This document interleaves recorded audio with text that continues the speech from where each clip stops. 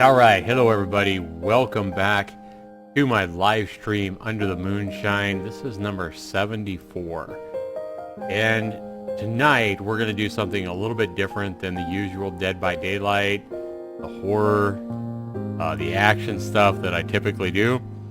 And if you guys have been a viewer of my channel, you guys will know that I'm not afraid. I don't back away from a more feminine, sided visual novel type of game. I mean, I showed that I'm willing to go there with games like The Sad Story of Emmeline Burns, even, Life is Strange. And there's been some really good visual novels that I've found that are catered towards even younger females. So we're going to go ahead and check this one out together. Depending on when this ends, we may play some Dead by Daylight after, but anybody that, is spamming for me to play Dead by Daylight, they want to see Dead by Daylight, there's other YouTube channels out there that you guys can go watch Dead by Daylight on. I know that somebody's streaming it like 24/7. So, we're going to take a change of pace, change of gears, we're going to shift down a little bit lower today, and we are going to cater to you females like you, Megan, and you, Shonda, and you, Josie. This one's for you. And maybe some of you male viewers. It doesn't mean you're a faggot if you watch or enjoy a game like this. I'm no fag. I don't like guys. I just love a good story. I love a good game. Well, let's check this one out together. This one's called Empty Horizons. So let's check this out, guys. This is about some girl that has that, I don't know, her parents die or something like that, and she moves to her uncle's farm or something like that and gets harassed by his chauffeur or something. I don't know. We'll find out. And there's not a whole lot of reviews on it on Steam. It's $3 on Steam, and we'll find out if it's worth the money. We'll experience this together right here, right now. Well, let's go ahead and jump in. Empty Horizons. When he first met her, she was standing outside the wrought iron gates of her school. She looked lost and confused, as though she had come from the past and had arrived in the current century, quite by accident. Can you guys even hear, like, the music? Let's turn the music up a little bit, guys. Hang on. Music is all the way up. Let me turn it up here. Okay. Turn. Okay, so she looked lost and confused as though she had come from the past and had arrived in the current century quite by accident. The sun overhead was harsh, bright, yellow, and it made her wince. She held one hand to her face, shielding her eyes, while the other clasped an antique doll against her chest.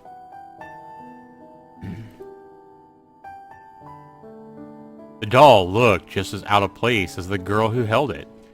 He didn't know much about dolls, but he knew it was old and expensive too. There's the doll she had. Looks like quite an exquisite doll. I mean, hell, I'm a guy. I'd even love to have a doll like that. I mean, I'd put it in a display case or something. That'd be cool. How many of you guys or something like that would love to have an exquisite doll that looks like it's worth $1 million to put in your display case in your living room? I'd do it. I'd do it. Why not? I don't have any dolls right now, but I wouldn't pay a ton of money for one. But I mean, if I found one at a yard sale for $1 and it was like in the box and in exquisite quality, heck yeah. Alright, there was something about the doll's ruby red lips and neat ringlets that suggested it had been cared for tenderly, like a real child. That looks human and it stares at me. Nope, Josie said no way. The girl herself was not much more than a child either. Only 18, by a margin of a week or so. It was her birthday in May the 9th, if he remembered correctly, though he did not know why he remembered. He'd never been very good with dates. Alright. real quick, let me move the chat over just there, guys. And that far. No! No! Alright. That'll work, whatever.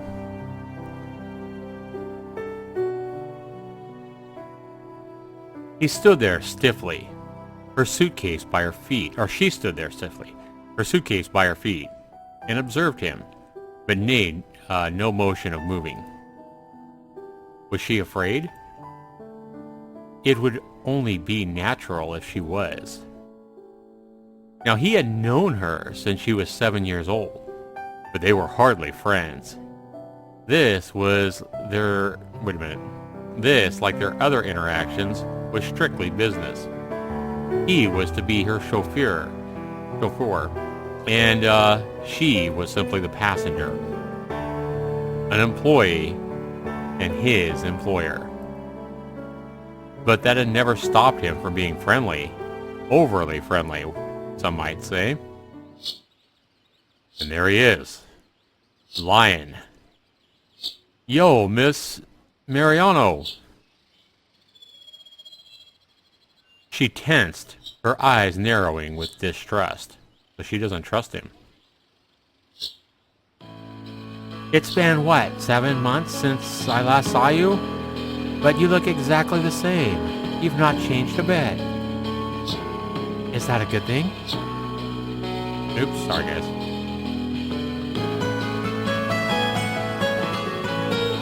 Who can say? Some men like little girls. I'm not too partial though, so don't get your hopes up. As if I would. She sniffed, turning her snub nose up in the air. You look just like you did the last time I saw you. There are only a few differences. And what are those? I think you have more gray hair. Oh, damn. She just said he has gray hair. Wow. Music is loud now. Yeah, let's turn the music down a little bit. Alright. There we go. So she tells, I think you have more gray hairs. Ouch. Ha ha ha ha. He laughed, feigning hurt, and ran a hand through his hair. She really was an interesting girl. That Miss Maiorano. He'd always thought so. She wore white, with demure ruffles. And though her arms and legs were angular, awkwardly so, her cheeks were still slightly round, her eyes a little too big, like an inquisitive child's. She didn't have, She didn't have a poisonous tongue, though. She was going to grow up to be an impressive woman, all right. Of that, Lyon was sure. In that sense, this kind of job was a little sad. He hadn't wanted to do it. Not really. But it was easy money, and he wasn't one to turn down such an offer. Even if he did feel sorry for her.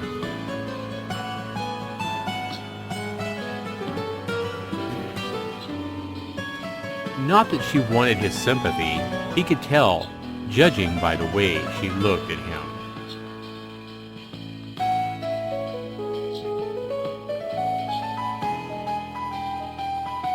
Make that glared.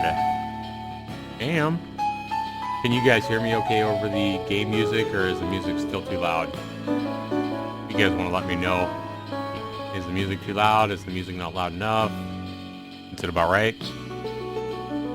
So Lyon says, "So, Miss Maiorano, are you ready? Have you got your things packed? What does it look like?" Yeah, I see your suitcase. I was just double checking. It's part of my job. Acting like my mother? Why not? I'm trying to show an interest. Do you really care about me?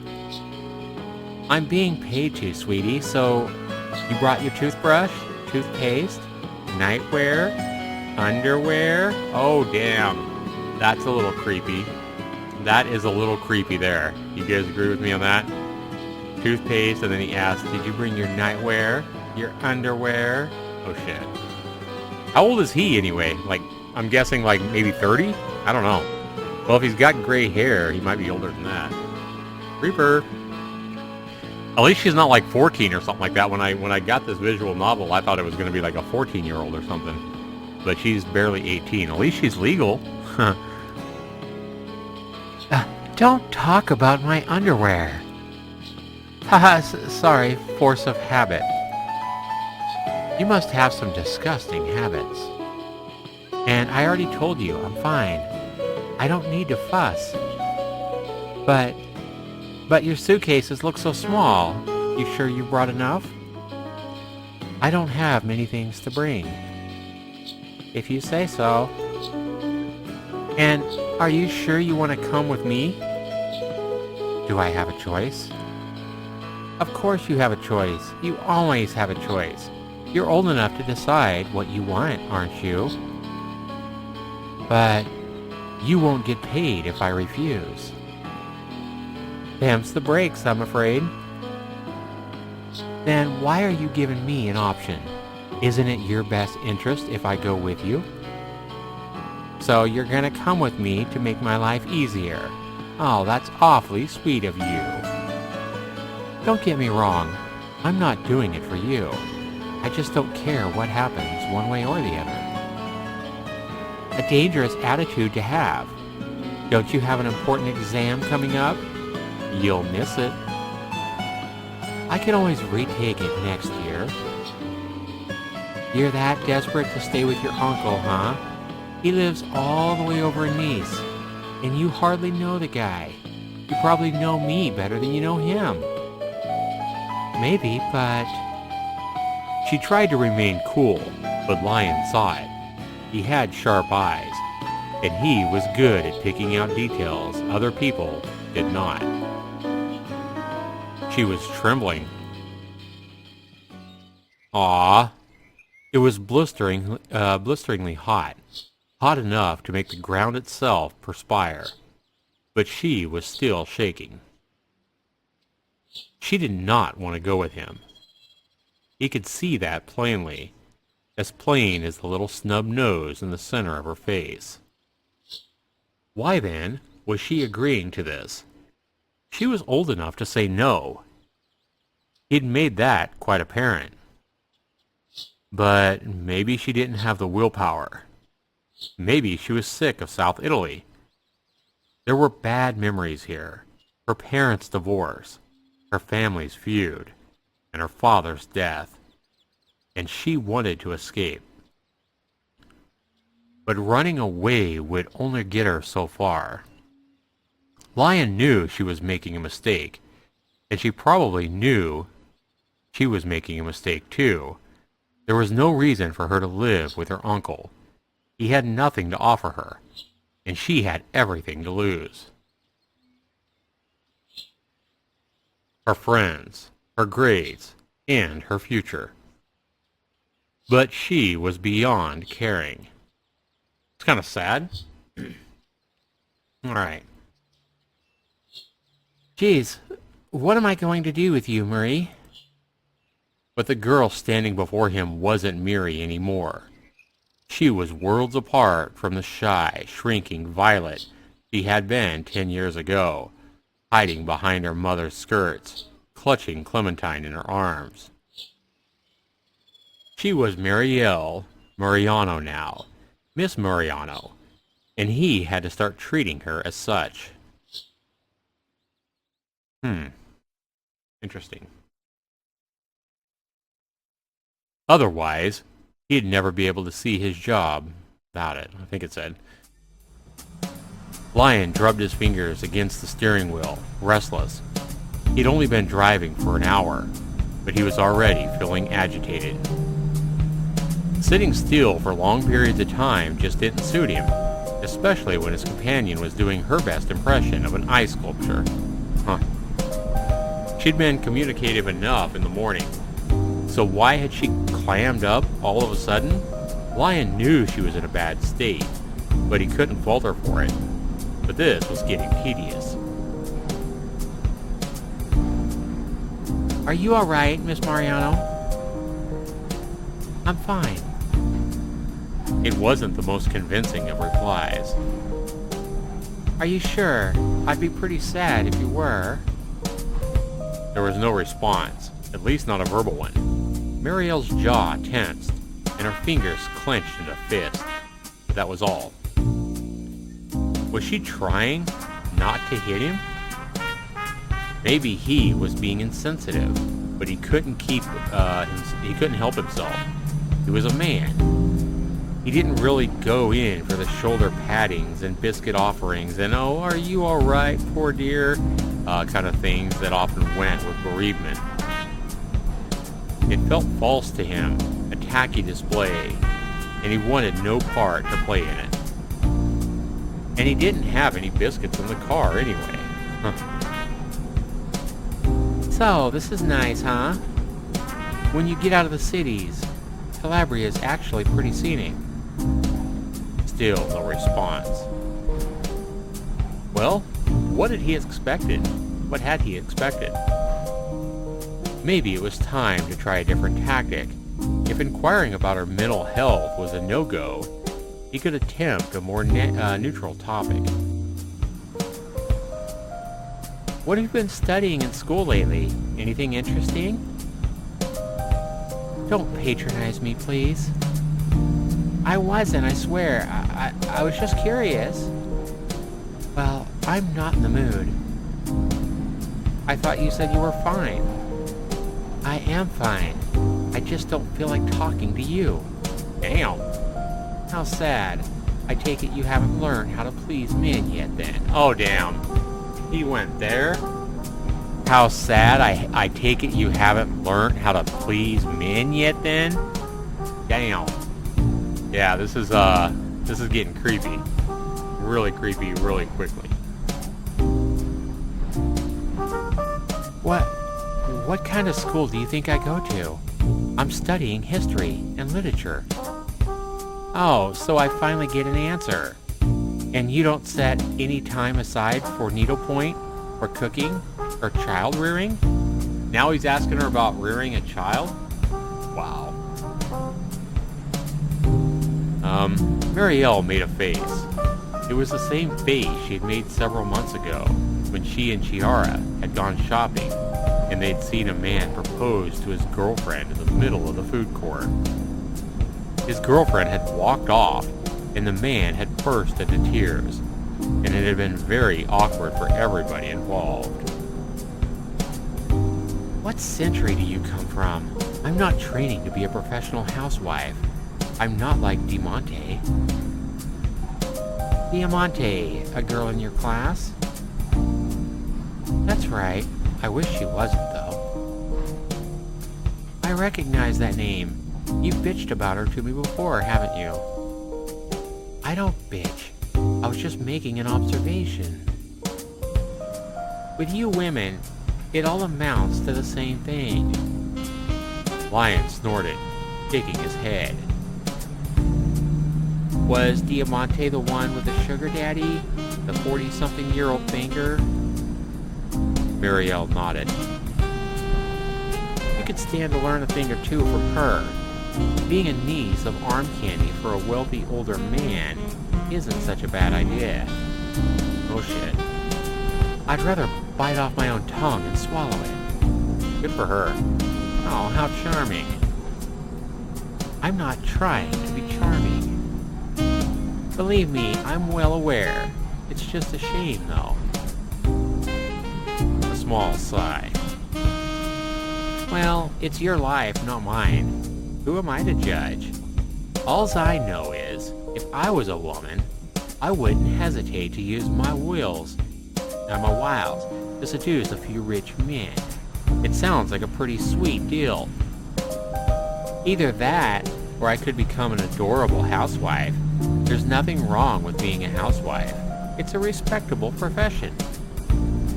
You would say that. You used to have such a thing for my mother, too, didn't you? Sorry, guys. Keep hitting the wrong button. So he had a thing for her mother?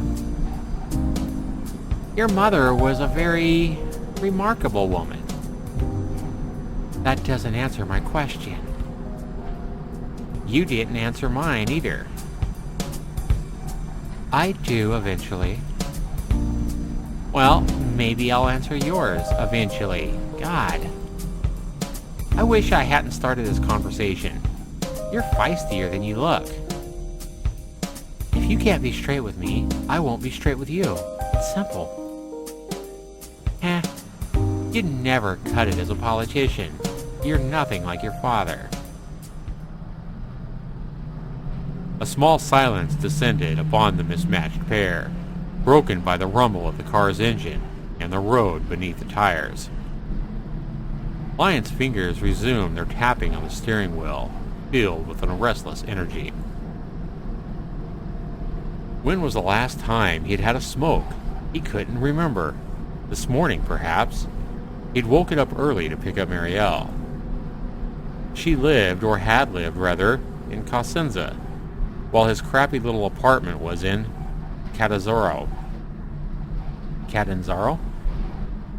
Calabria wasn't very big, but that was a solid hour's worth of driving, and the traffic had been particularly awful that morning. She would live on the opposite end of the region. Mireille was awkward like that. She'd been awkward ever since she was a kid. The awkwardness just manifested itself differently now. Right.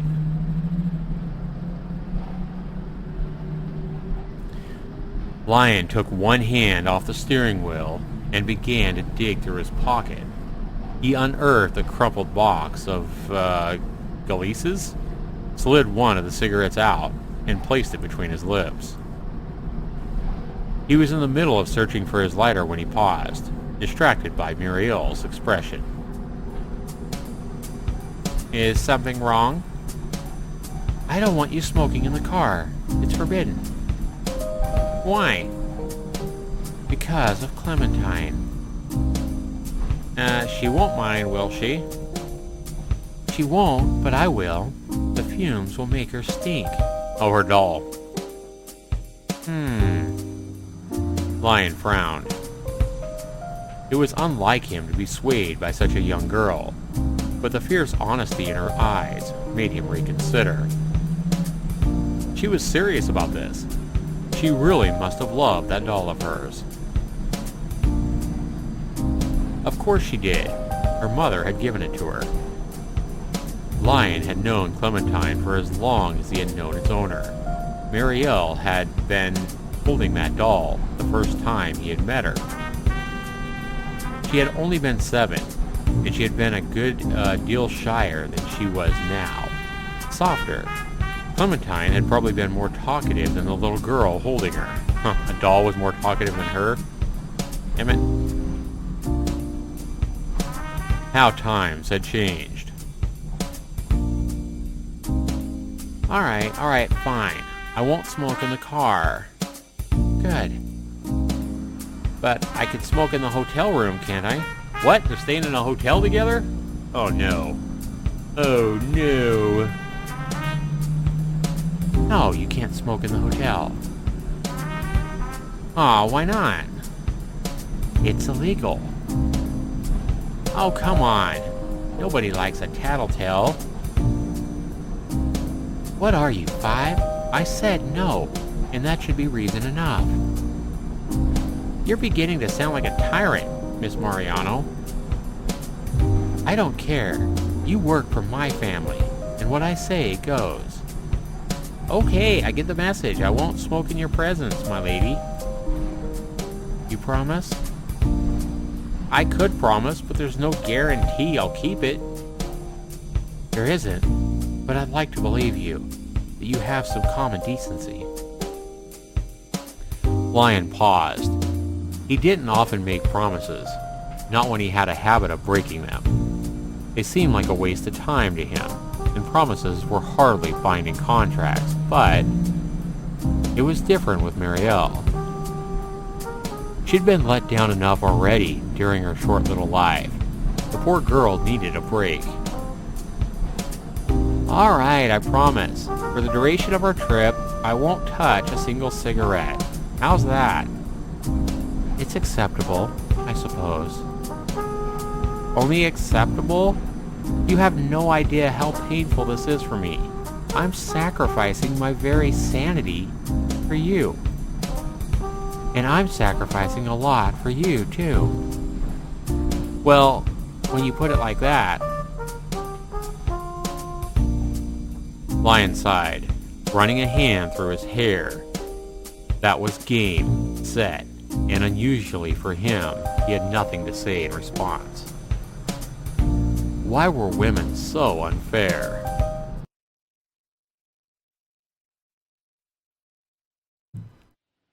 The countryside sprawled about them like a picnic blanket. Countryside sprawled about them like a picnic blanket.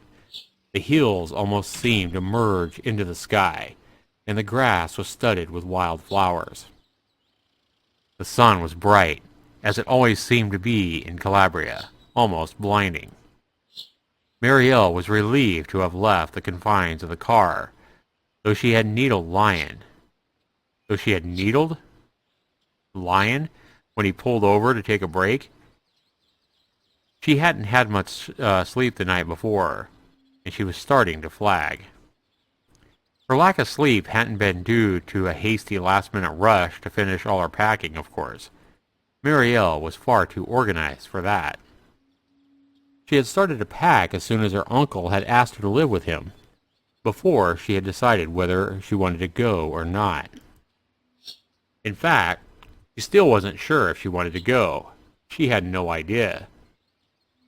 But it was too late to back out now.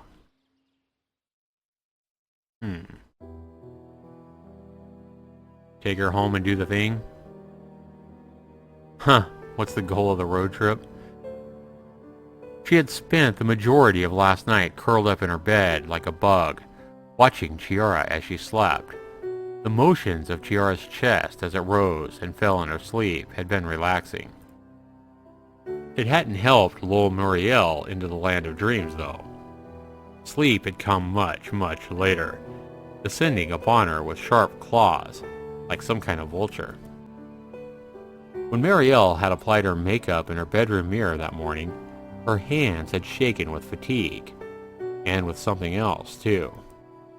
Fear. Her heart had fluttered in her chest, and her fingers couldn't keep still, and she had scrubbed wonky lines of black liquid liner off her eyelids so many times that her skin had turned red. She had been scared, as she waited outside the gates for her escort, that her eyes would still be red, and Lyon would think she had been crying. Her eyes continued to ache hours and hours later. She must have scrubbed the makeup off with more force than she had thought. She shouldn't have to have been so nervous. She was an adult now, wasn't she? That was what she kept telling herself. Why is she so nervous? Does she like the guy? Does she have a crush on him or what? But it shouldn't have been like that, I think it said. Mireille stretched her legs, feeling the grass beneath her fingers. The earth was hard, compact, solid, and seemed real enough. But was it? This was only a short break, a stop-gap. In a half hour or so, or whenever Lyon got bored, they'd be back in the car again. Calabria was small, and it wouldn't take more than an hour to cross it. Alright guys, hang on just a second. I need to take a quick break.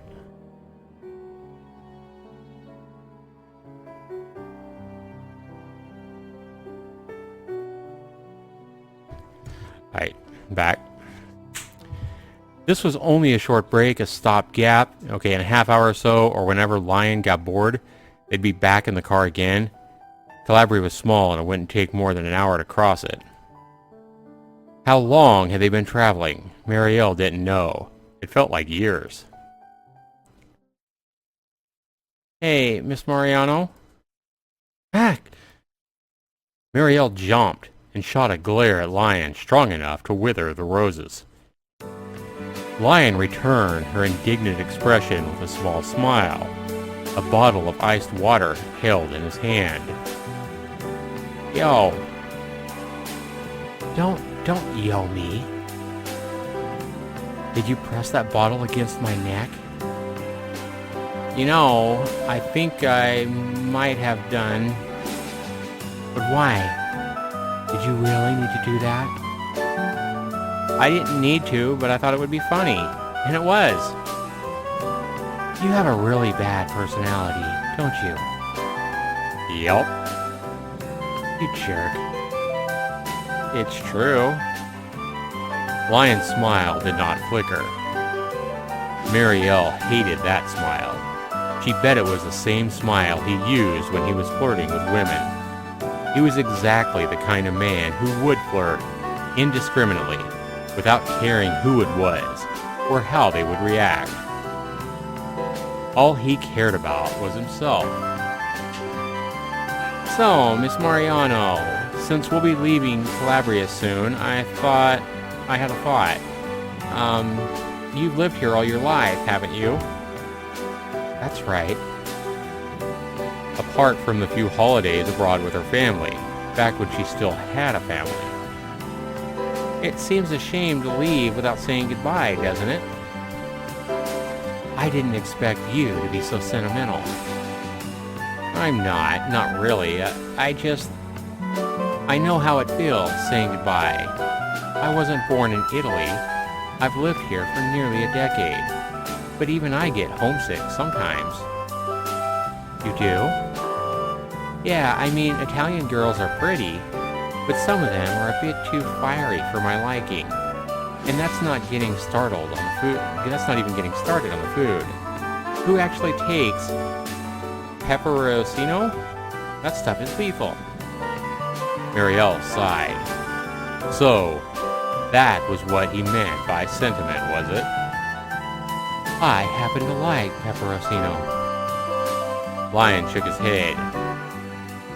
You Southern Italians, crazy, all of you. But even if you are crazy, I feel for you. This place is your home. Pepperoncino and all. So I figured you deserve a day or two to get your head straight. You don't want to take me to my uncle's as soon as possible? I'm not overly fussed. That old fart can wait. You shouldn't call my uncle an old fart. I'll call him whatever I damn well please. He's a grown man. He can take it. Besides, it's not like he'll ever find out. I guess not.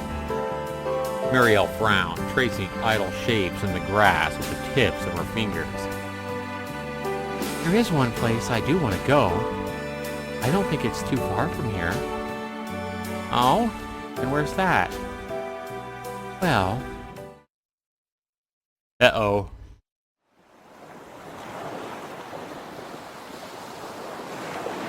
The sea was a vast azure expanse stretching out to the horizon as far as the eye could see. The sun glinted across the surface of the water, picking out the silver scales of the fish as they swam through the waves. Well, that does sound tranquil, huh? Being able to see the fish under the water. Sounds pretty awesome. Mireille curled her bare toes against the sandy dunes, comprised of broken shells and stones and teeny pebbles that all rubbed against her flushed skin. So now he's taken her to the ocean, sounds like? The sun beat down against the nape of her neck, the top of her head, but Mireille did not mind. She wasn't fond of the heat, and often thought she had been more at home in North Italy rather than the South, but she had always liked the beach. This beach in particular. This beach was not very well known. It would not have appealed in any travel guides or tourist brochures. Mireille didn't mind that, though. She liked it. She far preferred this small beach at the tip of the Calabria, where it met the neighboring region of Basilicata to the sapphire coast of Sicily and San Frutasso in Liguria. There were a handful of people enjoying the summer sun, but they were few and far between. That made sense, given it was a Wednesday. Most people would be at work right now, and children at school. If Mireille stared out at the ocean, at the undulating waves, she could almost bring herself to believe that she was the only person here. Just her and her memories at the end of the world, a place where the land shared off into the ocean, eaten away by the bright blue waves. The key word being, almost. It was difficult to concentrate when her travel companion, Mireille, hated to use the word partner, was so restless. "Hey, Miss Maiorano, are you sure this is the right place?" "Yes, this is the right place. It's exactly as I remember it." "Huh. I didn't think a fancy lady like you would be caught dead on a scrubby beach like this." "It isn't scrubby. It's nice." "Sure." Lyon kicked the hollowed-out shell of a crab, long dead, which was lying and stinking under the sweltering sun. "That dress you're wearing probably costs more than this place. If you wanted to, you could buy out this whole damn town. There's more to life than money." "You say that because you were born into a rich family. You never had to work for it, unlike some people. Look." Lyon held out his hands, turning them over for Mireille's inspection. "Your skin is so fair." Wait a minute, he says that. "Your skin is so fair, but mine is covered in marks." It was true. Mireille had never really inspected Lyon's hands before, but now that he was inviting her, she was noticing all kinds of details that she had never spotted. His hands were bigger than hers, as was to be expected, and his skin was tanned, marked here and there with small scars and cuts. His tendons were tensed beneath the surface of his skin, knotted with stress. "You don't take care of yourself, do you?" "I can't. I'm too busy taking care of other people." "But how did you manage to do that?" Mireille gestured to a red welt on the back of his hands, and he laughed. "Oh, that! I burnt myself. I spilled some boiling water when I was cooking." Mireille's eyebrows arched so high they were swallowed by her fringe. "You can cook?" "A little. Not very well, evidently." "I thought you'd make a woman do that for you." "I would if I could find a woman I'd be willing to keep for more than a few weeks. I'm terrible for it. I get bored, and then I want to go and get a new one. I want to upgrade to the latest model. Oh, damn." "You're awful." That was what Mireille said, but she said it lightly, without any real conviction. Looking at Lyon's hands had humbled her, though she did not know why. The gesture was strangely intimate, as though he were confiding in her, without words. "Hey, you have even nicer fingernails than I do." "Because you always bite yours." You noticed?" The Fox, thanks so much for subscribing. Welcome to my channel. This guy sounds like a man-ho, Dallas. Shonda agrees. Yeah, I'm in love. Hey, I'm new, but I love the video. Thanks, Beast Modders. So she's like surprised that he noticed that she bites her fingernails. You notice? It sounds like she's starting to like the guy to me. "I saw you gnawing away at them in the car. I have sharper eyes than you think." "Shouldn't those sharp eyes of yours be focused on the road?" "I guess, but you're a lot more interesting." Uh-oh, now he's hitting on her. Mireille looked at the ground, at her bare feet half buried in the golden sand, and burned. Her face was bright red. Yep, she's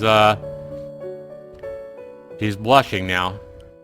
Starting to, Zax? Yeah, he'd been hitting on her for a while, but now he's hitting on her like in a more, more gentleman way, I guess. He's making her blush, rather than making her mad. So that's, yeah, he's starting to win points, I guess is what I'm trying to say. Whatever. Those fingernails are weird. Diamante doesn't even have nails like that. I'm flattered. Lyon laughed and gave Mireille a wink that made her heart jump. Uh-oh. I just got into the habit. My mother was pretty particular about my fingernails, ever since I was a kid. I don't know why, it was her thing. It's kinda girly. I know, right? There's nothing wrong with that, though. I'm confident enough in my masculinity to keep my fingernails clipped. Weirdo. It's part of my mystique. Have I charmed you yet, Miss Maiorano? Are you trying to flirt with me? Nah, if I wanted to flirt with you, I wouldn't be so roundabout. I just ask you how you want it. Oh, damn. I just ask you how you want it? That sounds very sexual to me. Alright. And she asked him directly, what? What exactly? You know, it. Oh, shit. Yeah, oh, it. It, huh? He's wanting to give her it, guys. This guy is wanting to give her it. She asked directly what he was talking about. He says, you know, it.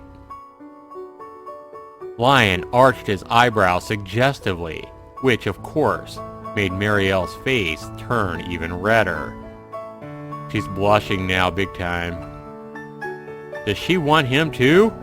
Dallas is like a flower? Oh my god, what have we got ourselves into with this VN? You're disgusting. I do try. Despite his nice fingernails, his personality was completely rotten, just like the empty crab shell lying by his feet. What's gonna happen here, guys? Mireille held her skirts in her hands, bunching them up about her thighs so they didn't get wet. The salty water ran over her toes, submerging them, and she shivered.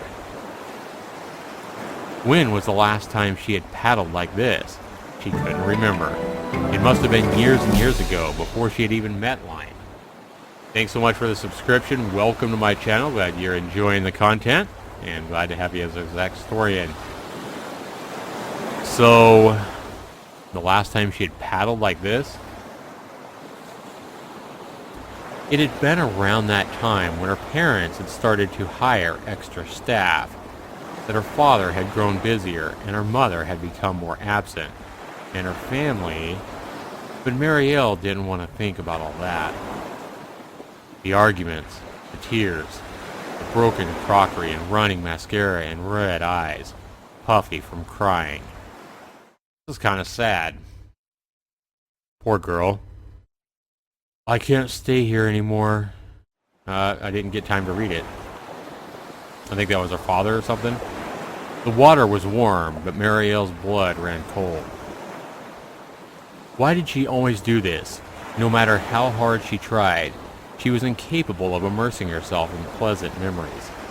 Bitterness inevitably intruded upon her, edging its way around her thoughts like a disease, an infestation of flies. She was being stupid. This might be the last time she ever went to this beach, and she was spoiling herself, or she was spoiling it for herself. Irritated and upset, Mireille walked back towards the shore.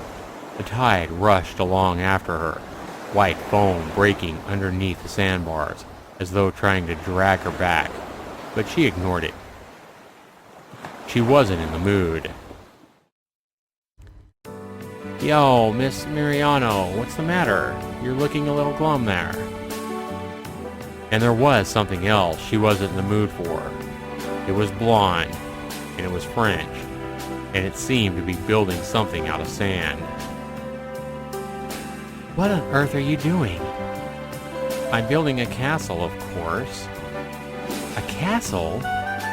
Yep, the Chateau Lyon. At least it will be when it's done. I haven't finished the turrets yet. You're such a kid. I need to keep myself occupied somehow. The devil makes me work for idle hands. Alright, I'll quit hitting the right mouse button one of these times, guys. Then I'm sure you won't mind if I do this. And she's gonna smash it. Wait, Miss Maiorano! But Mireille would not be swayed. She was angry and she was upset, and she needed to vent her frustrations on something. Unfortunately for Lyon, his ill-fated chateau proved to be that thing. Mireille kicked at the castle with her bare foot and blew a hole right through the side of it. The castle crumbled instantly, returning to the sand from which it came. Lyon stared at it, his hands poised in the air like a meme's. It took him a few moments to react. Miss Maiorano, why did you do that? I don't know, I just felt like it. But that's so cruel, my chateau. Why are you getting all worked up about it? It looked terrible. Just build another one.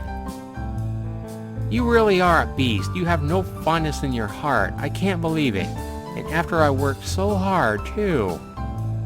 Lyon muttered something under his breath in French. I don't know what you're talking about, but I bet it isn't flattering. It certainly is not. I'm pissed. I feel bereaved. You'll get over it.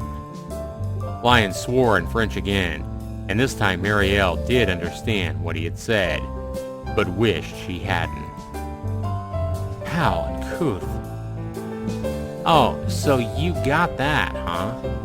Of course, everyone knows what that means. It was one of the first words any aspiring Francophile learnt. Even budding linguists in their first year of middle school knew that much. Haha, I should have figured when you started learning a new language, you always pick up the dirty words first. I wonder why. Lyon, apparently over his grief, laughed and ran a hand through his hair. His hands were gritty, small bits of pebble wedged beneath his normally impeccable nails, and he traced a line of sand through his blonde hair, but he didn't seem to care. Your French really is awful, though. What about it? I've never studied French before. My school cared about English more. Yeah, I get it. It's the lingua franca and all. Excuse me? Oh, don't look so shocked. I was pretty good at languages in school. About the only thing I was good at. The figures. He would be good at languages. He could never shut up in Italian, which wasn't even his mother tongue. Mireille stuttered to think how noisy he'd been in French, or how noisy he'd be in French. She'd never get in a word edgewise, or sideways, or any other way. Oh, and by the way, I can speak English too. Mireille felt very sorry for all the English speakers in the world, all 2 billion of them. That's not such an accomplishment. Most people can speak English. You say that, but you haven't met my mother. Huh. Mireille tried to maintain a sour expression, but it was hard work, especially when Lyon was smiling at her like that. In the end, she buckled, and she had to turn her head to hide an encroaching smile. He had a point. Chiara had studied English since she was 5, but she had problems with even the simplest phrases. It seems like such a waste. How can you not speak French? Your own mother is French. Our countries are next-door neighbors.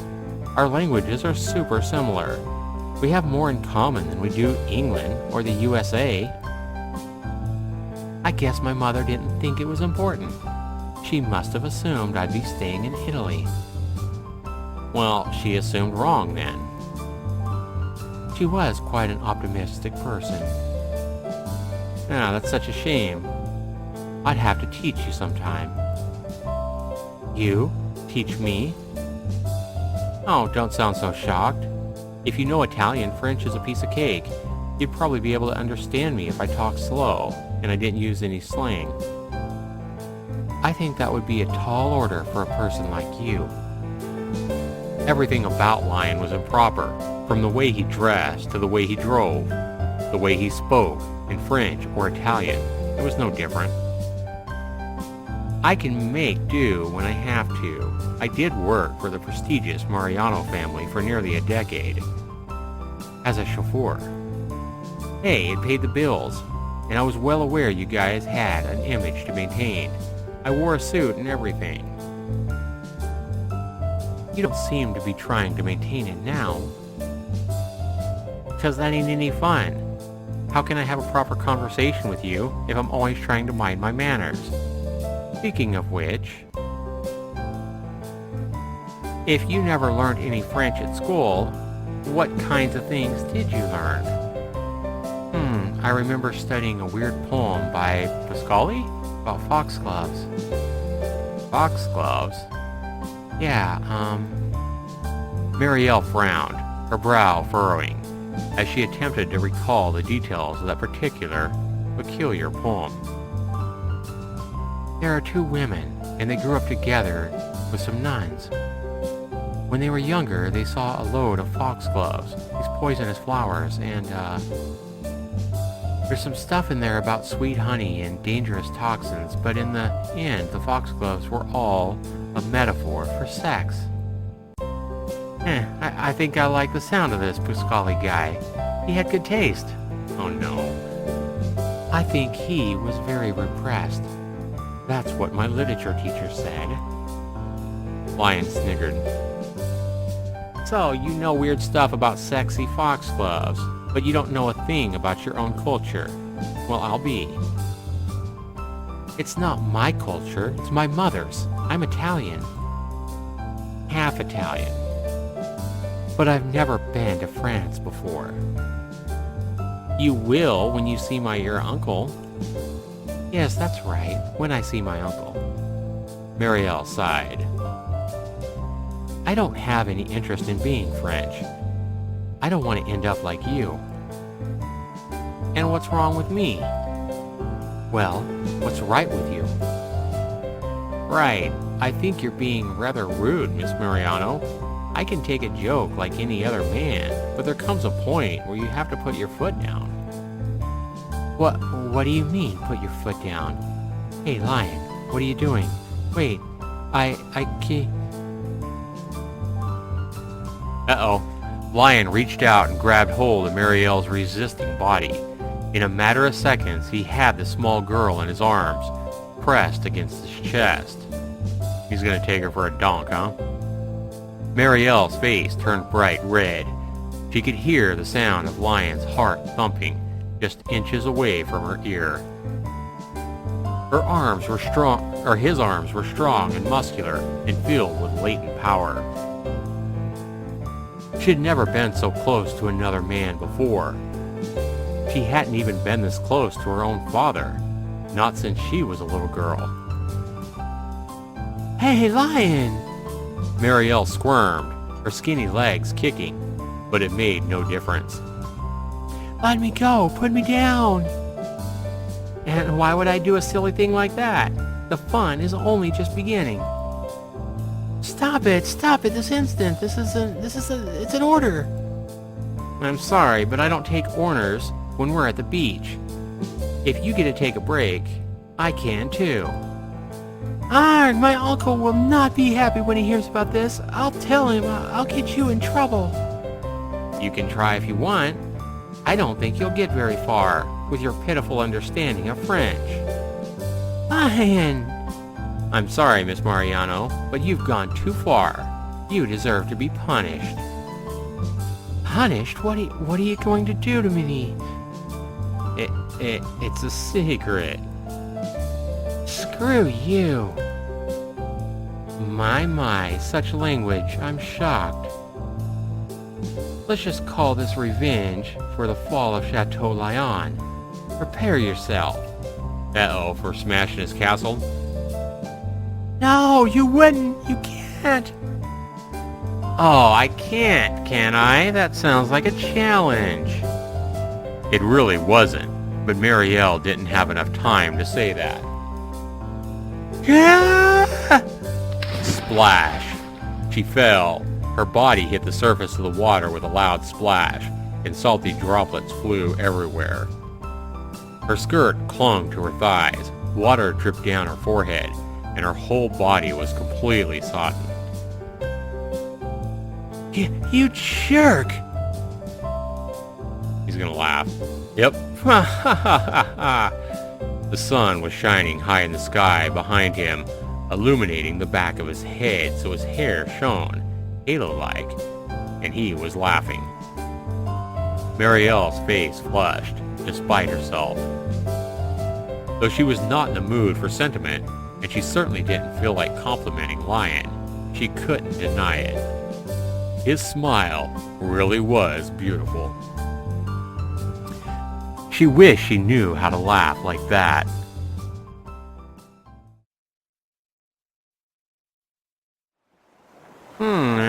He looks like a Giovanni to me. Like you didn't choose the first Italian name you could think of. You get a 0 for effort. A 0? Seriously? I'm always serious. Aw, man, I'd better step up my game. Sunlight shone down across the sandy beach, making the teeny rocks and broken shells sparkle. Strands of seaweed, deposited at intervals along the coast, glimmered wetly, dark green. Lyon and Mireille sat on the sand together, the sand beating down against the backs of their necks, the tops of their heads. Mireille was attempting to dry the skirts off her dress, with mild success. She wasn't as damp as she had been before, but the salt water had made her dress dry hard and strangely starchy. She shifted uncomfortably, grains of sand rubbing against her thighs and her legs. Stupid Lyon, this was all his fault. And his hair was a mess, too, and her makeup. At least she'd been able to touch it up with her compact mirror and a trusty stick of eyeliner. But her dress was a lost cause. It had taken her hours of agonizing the night before, trying and then discarding almost half of her wardrobe, until she'd finally found something suitable. Not that she'd cared what Lyon thought. She hadn't dressed up for his sake, though Chiara had giggled and made insinuations. She wasn't trying to impress him. She just didn't want him to tease her. She could still remember what he had said about the cute muumui dress she had worn on her father's 50th birthday last year. Hours of planning and preparation went into her appearance, but Lyon did not give one single solitary shit. Of course he wouldn't. He was a guy, and an insensitive one at that. Even if he was trying to cheer her up. The man himself was sprawled, his legs spread apart, in the awful manner of all overly confident men who know that they are inconceiving people but just don't care, or inconveniencing people but just don't care. When he shifted, Mireille felt his shoulder brush against hers, and she dipped her head. Her face flushed. Can't you budge up again? Wait a minute, she says. Can't you budge up a bit? Huh? Why? There's a whole load of beach out there. She gestured with one hand. That you could sit on. You don't need to be so close to me. But I'm meant for taking care of you. Like it or not, this is my job. Being annoying and self-centered? No. I do that for free. How gallant. Or how gallant. How gallant. I know, right? I usually charge extra, but I'll let you have it on the house. 'Cause I like it. You do? Sure I do. You're funny. Lyon prodded Mireille in the cheek, and she batted his hands away, scowling. Anyway, what about Giovanni? Ah, yes, Giovanni. How could I forget? Lion glanced back across the sand towards his target. Giovanni was a man standing a good distance away from the couple, staring out into the ocean. He was unusually well dressed for a holiday maker, and a silver watch glimmered about his right wrist. Mireille couldn't get a good look at it, but she bet it was expensive. Her father had also been a connoisseur of expensive watches, and she knew these things.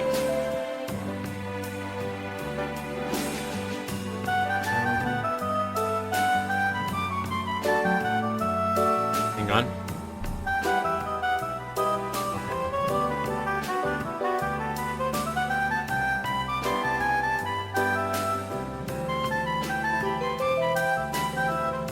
Watches seemed like sad items to covet, when all they could do was take away time, but Mireille didn't pass comment.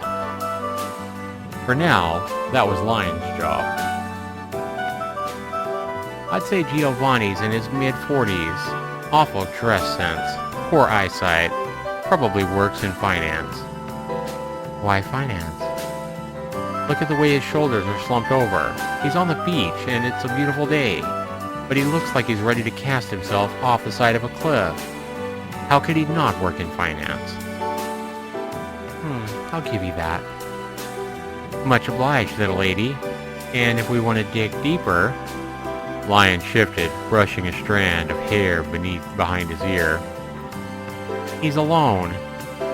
He kept checking his watch 10-15 minutes ago, but he stopped that now. Although nobody's turned up, I'm gonna bet he was met to meet a friend. Probably a lady friend, but they haven't shown up. That must be why he got himself all dressed up. He wanted to impress her. He's the kind of guy who tries really hard. Really, really hard. But nothing ever seems to pan out. He's starting to sweat. He's thinking, maybe I should have worn this after all. I probably look ridiculous. And he'd be right. I don't blame this woman for standing him up. He's awkward. Bad with the ladies. And he overcompensates in other areas. The kind who holds open doors or pulls out chairs, but can't start a conversation to save his life. Mireille was hit with an uncomfortable flashback. The man in the food court, down on one knee, forehead sweating, his girlfriend hazel hair, bright red cheeks. Who on earth proposed in the middle of a crowded food court, with a smell of grease and fries thick in the air? It wasn't very romantic at all. Just remembering that made her skin crawl. You think Giovanni's the kind who tries to act nice, but does it so obviously that it ends up being embarrassing? He is exactly like that, yes.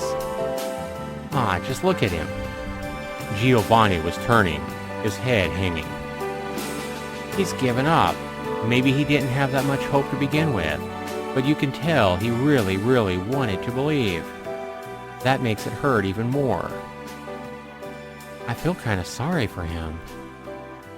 Provided Lion's hypothesis was actually true. I know, right? Almost makes me want to clap him on the back and buy him a beer. Women aren't worth that much trouble. So, what do you think, Miss Maiorano? What's the final verdict?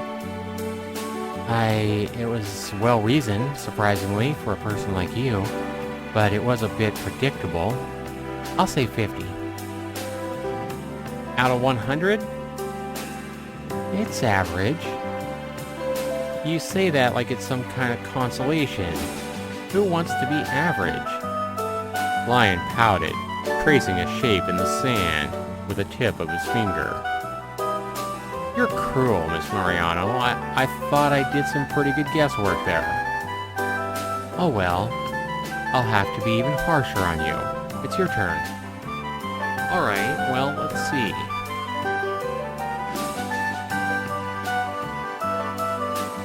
Mireille glanced about the beach, searching for a suitable target. Maybe the teenage girl with a camera taking photos of the sky. She looked pretty interesting, with her green hair, and her chunky combat boots, laces untied. She seemed like the kind of girl who would attend art school and work part-time at some vegan cafe. She probably listened to alternative music and had some online blog where she posted about the unfairness of the wage gap and how animal testing was an unforgivable evil. But that would be too easy. Anybody could have guessed that much. Mireille needed something more unusual, something more exciting, something more like... Young boy, I want to go to McDonald's. I want to go.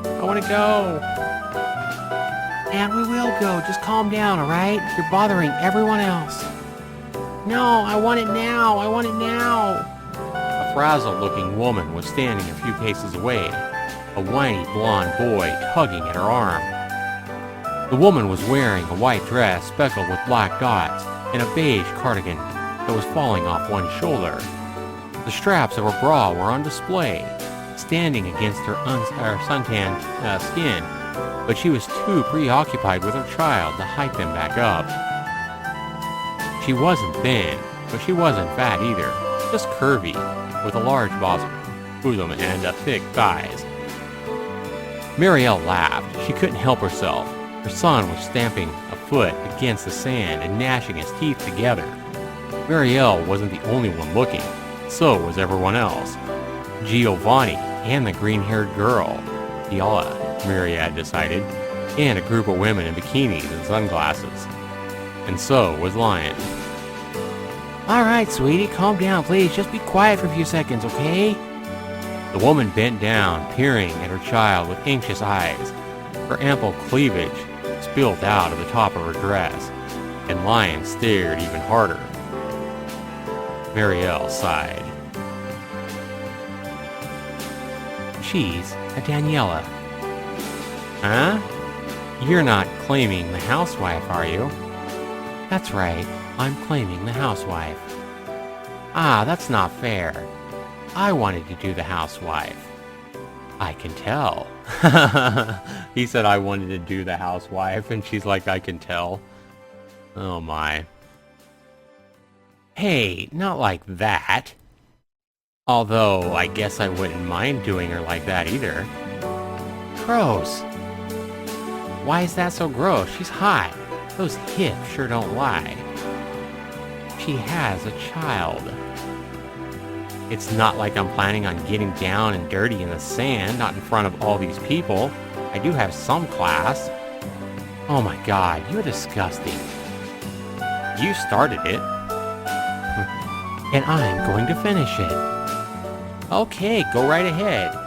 I'll just be busy checking out that banging body while you give your assessment, okay? Good God. Mireille folded her arms across her chest, glorying. Her cheeks were dusted with light pink. She was trying to compete with Daniela and her impressive assets. Were those folded arms a depressingly optimistic attempt to prop up her own breasts? Even if it was, Lyon knew Mireille would never admit to it. But the thought did make him snort. Daniela is 37. Her son, Alfio, is 6.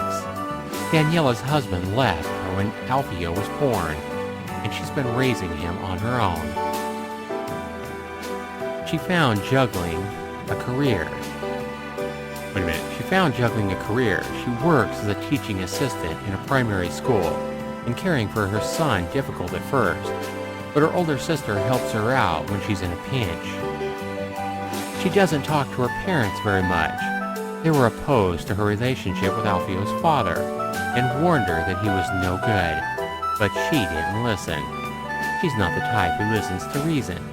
She follows her heart, and then she gets hurt. She's not interested in getting a boyfriend right now, though. She loves Alfio more than she could love any other man. He's the center of her universe, her sun, her moon, and her stars, and his happiness always comes first. That is to say, she's definitely not going to fall for a perverted Frenchman who keeps oogling at her breast when I'm trying to talk to him. Lyon, you asshole. Huh? Oh, I'm sorry. Lyon turned his attention back to Mireille, a smile on his face. His smile should have been sheepish, though, by all accounts, but he didn't have enough shame to feel sheepish about mentally undressing sexy housewives out in the public. That was a pretty well thought out narrative, Miss Maiorano. I'm totally captured. My heart. Oh, did it? Yeah, it made me want to give you that annoying son of hers a kick in the shins. Why'd he have to come between our romance? Stupid Alfio. Wow, he has a foul mouth. He's a hopeless pervert, and he beats up children. What a catch. You know it. Lyon winked, and Mireille rolled her eyes. So, what do you think? I'd fuck her. I'd totally fuck her. Oh my gosh. I wasn't asking what you'd like to do with Daniela. I was asking how many points you were going to give me. Oh, geez, that's such an unfair question. I'll have to give you a perfect score. You managed to hit every single one of my fetishes there. Oh no.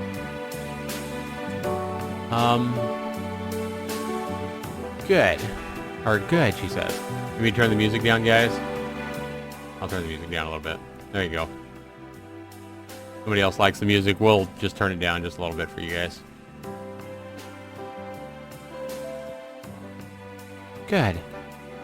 But Mireille didn't sound particularly pleased, even if she had won their game. Not even the prospect of ice cream could cheer her up.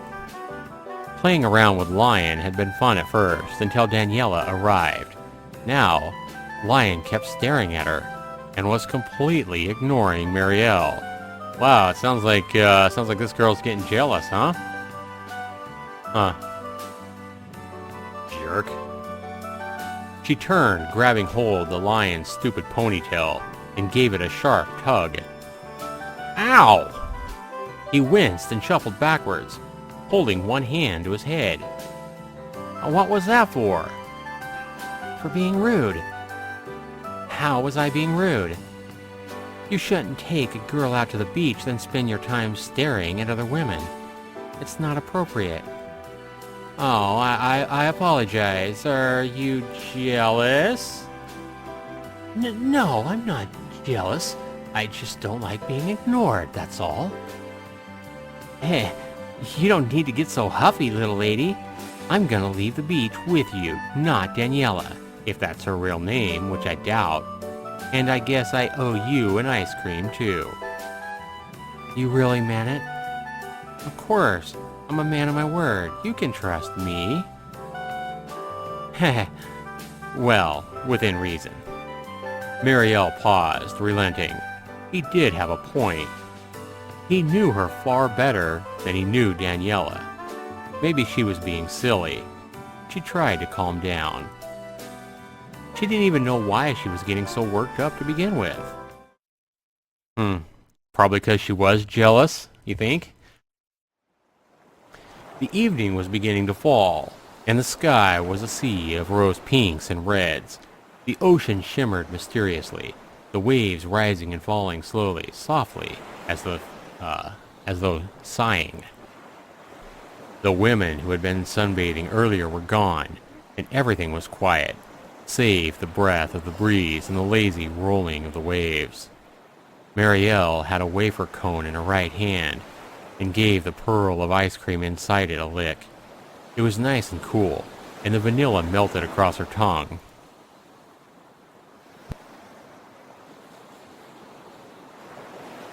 Thanks. The wind stirred her hair, but she did not bother to rearrange it. Instead, she sighed, expelling a warm breath into the warmer air. I didn't think you'd go for vanilla, Miss Maiorano. What's wrong with vanilla?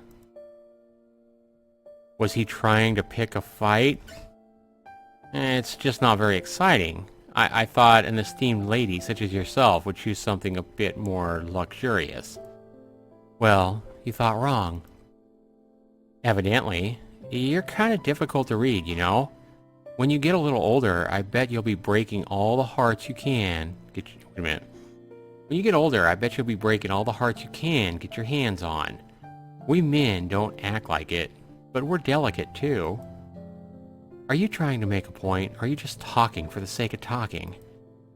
Okay, let's take it slow. Rome wasn't built in a day. I'll get there in the end.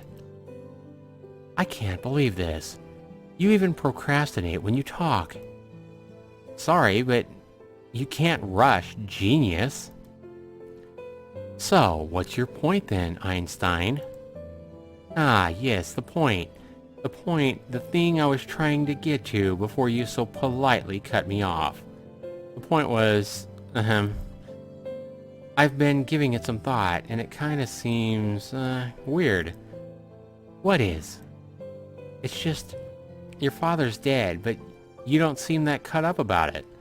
You've been taking this all surprisingly well. You haven't even cried. Mireille frowned. Do you want me to cry? It might suit you. A few tears can work wonders. Men like delicate girls. Well, I'm not going to cry for your sake. Especially not when it had been some 7 months since she had even seen Lyon last. She hardly wanted to kick off her first day together with floods of tears and smudged makeup. She had more pride than that. Lyon whistled. Now cool. Yeah, whatever. Maybe it just hasn't sunk in yet. It was all just so sudden, Mireille paused. She wasn't sure why she was telling Lyon this. Maybe it was because she had no other choice. He was the only person she had left. Christ, was she really that desperate? The thought was so depressing that she could have cried. Not that she was going to. She had already decided that she wouldn't. But that didn't stop her voice from shaking. I haven't had that much time to think about it. It would be a lie if I said I wasn't sad. And when I think about it, my chest starts to hurt and my throat feels tight. But I just still can't cry. That isn't any good. You shouldn't bottle your emotions up like that. You Italians are meant to be passionate, aren't you? Now, that's just a stereotype. Mireille's ice cream was starting to melt, but she hardly noticed it. Even if she had, she wouldn't have cared. She was thinking about this far too deeply, giving Lyon answers that he didn't deserve. But who else did she really have to talk to? If she had been back in school, she could have spoken to Chiara, but Chiara wasn't here anymore, and she might not ever see Chiara again. That thought was a lot more painful than it had been last night, and it stung.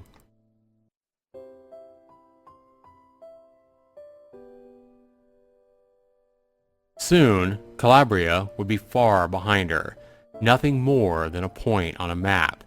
Next to Velasquez, then Campania, then Lazio, Toscana, and France was not too far ahead. Italy wasn't a very big country. It was nothing like America. You could cover the full length of Italy in a day, if you were so inclined.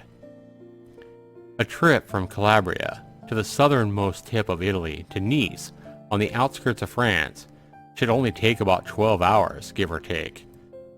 If Lyon hadn't let Mireille stop at the beach so long, steeped in her nostalgia, they would have been halfway across the country by now. Maybe more than half. That thought was a little scary. Though it wasn't cold, Mireille started to shiver. So, this really was happening. She was going away, and she had no idea when or if she would come back. And that upset her much, much more than the death of her father. I feel like I should be sad, and I'm a bit, but I didn't speak to him that much. He was always at work, and always at boarding school, so it's not like he played such a big part of my life. To be honest, Marielle's ice cream was leaking from the confines of its cone, and in small splotches dripped onto her hand like thick, syrupy tears, but she paid it no heed.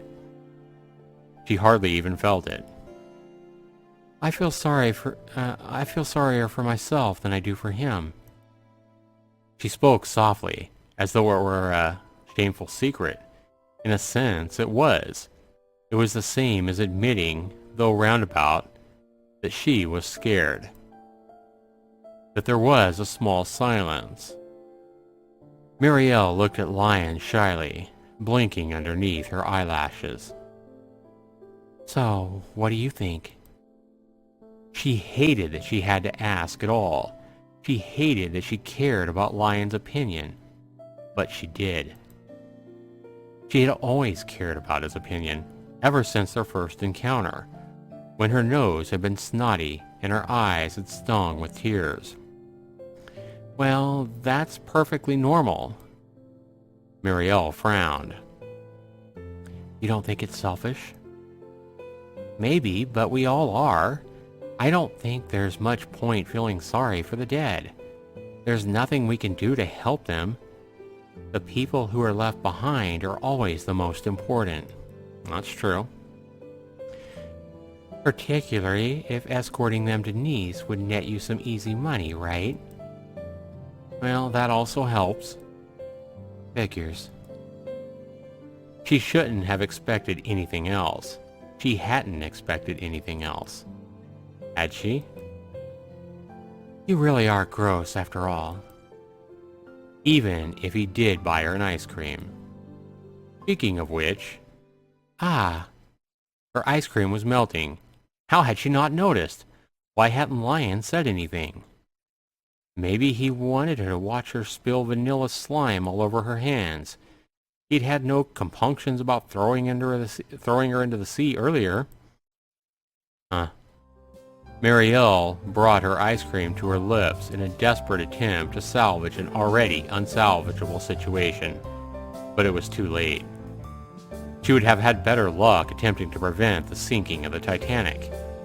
In fact, her sudden hasty motion only made everything worse. Oh no! She squeaked in alarm, her whole body tensing. The globe of half-melted ice cream had finally given in to its inevitable fate. It slipped sideways off the cone in one large lump and smacked against her front with a splat. Oh no. The ice cream was cold, but the air was warm, and the sudden contrast between the two sensations made Mireille shudder. Why did things like this always have to happen to her? She might have been a teenage girl, but she wasn't that awkward, was she? It must have been because of Lyon. His presence unsettled her, like an asteroid caught up in a gravitational pull of a planet. At least he looked amused by Mireille's misfortune. He clapped his hands together slowly and smirked.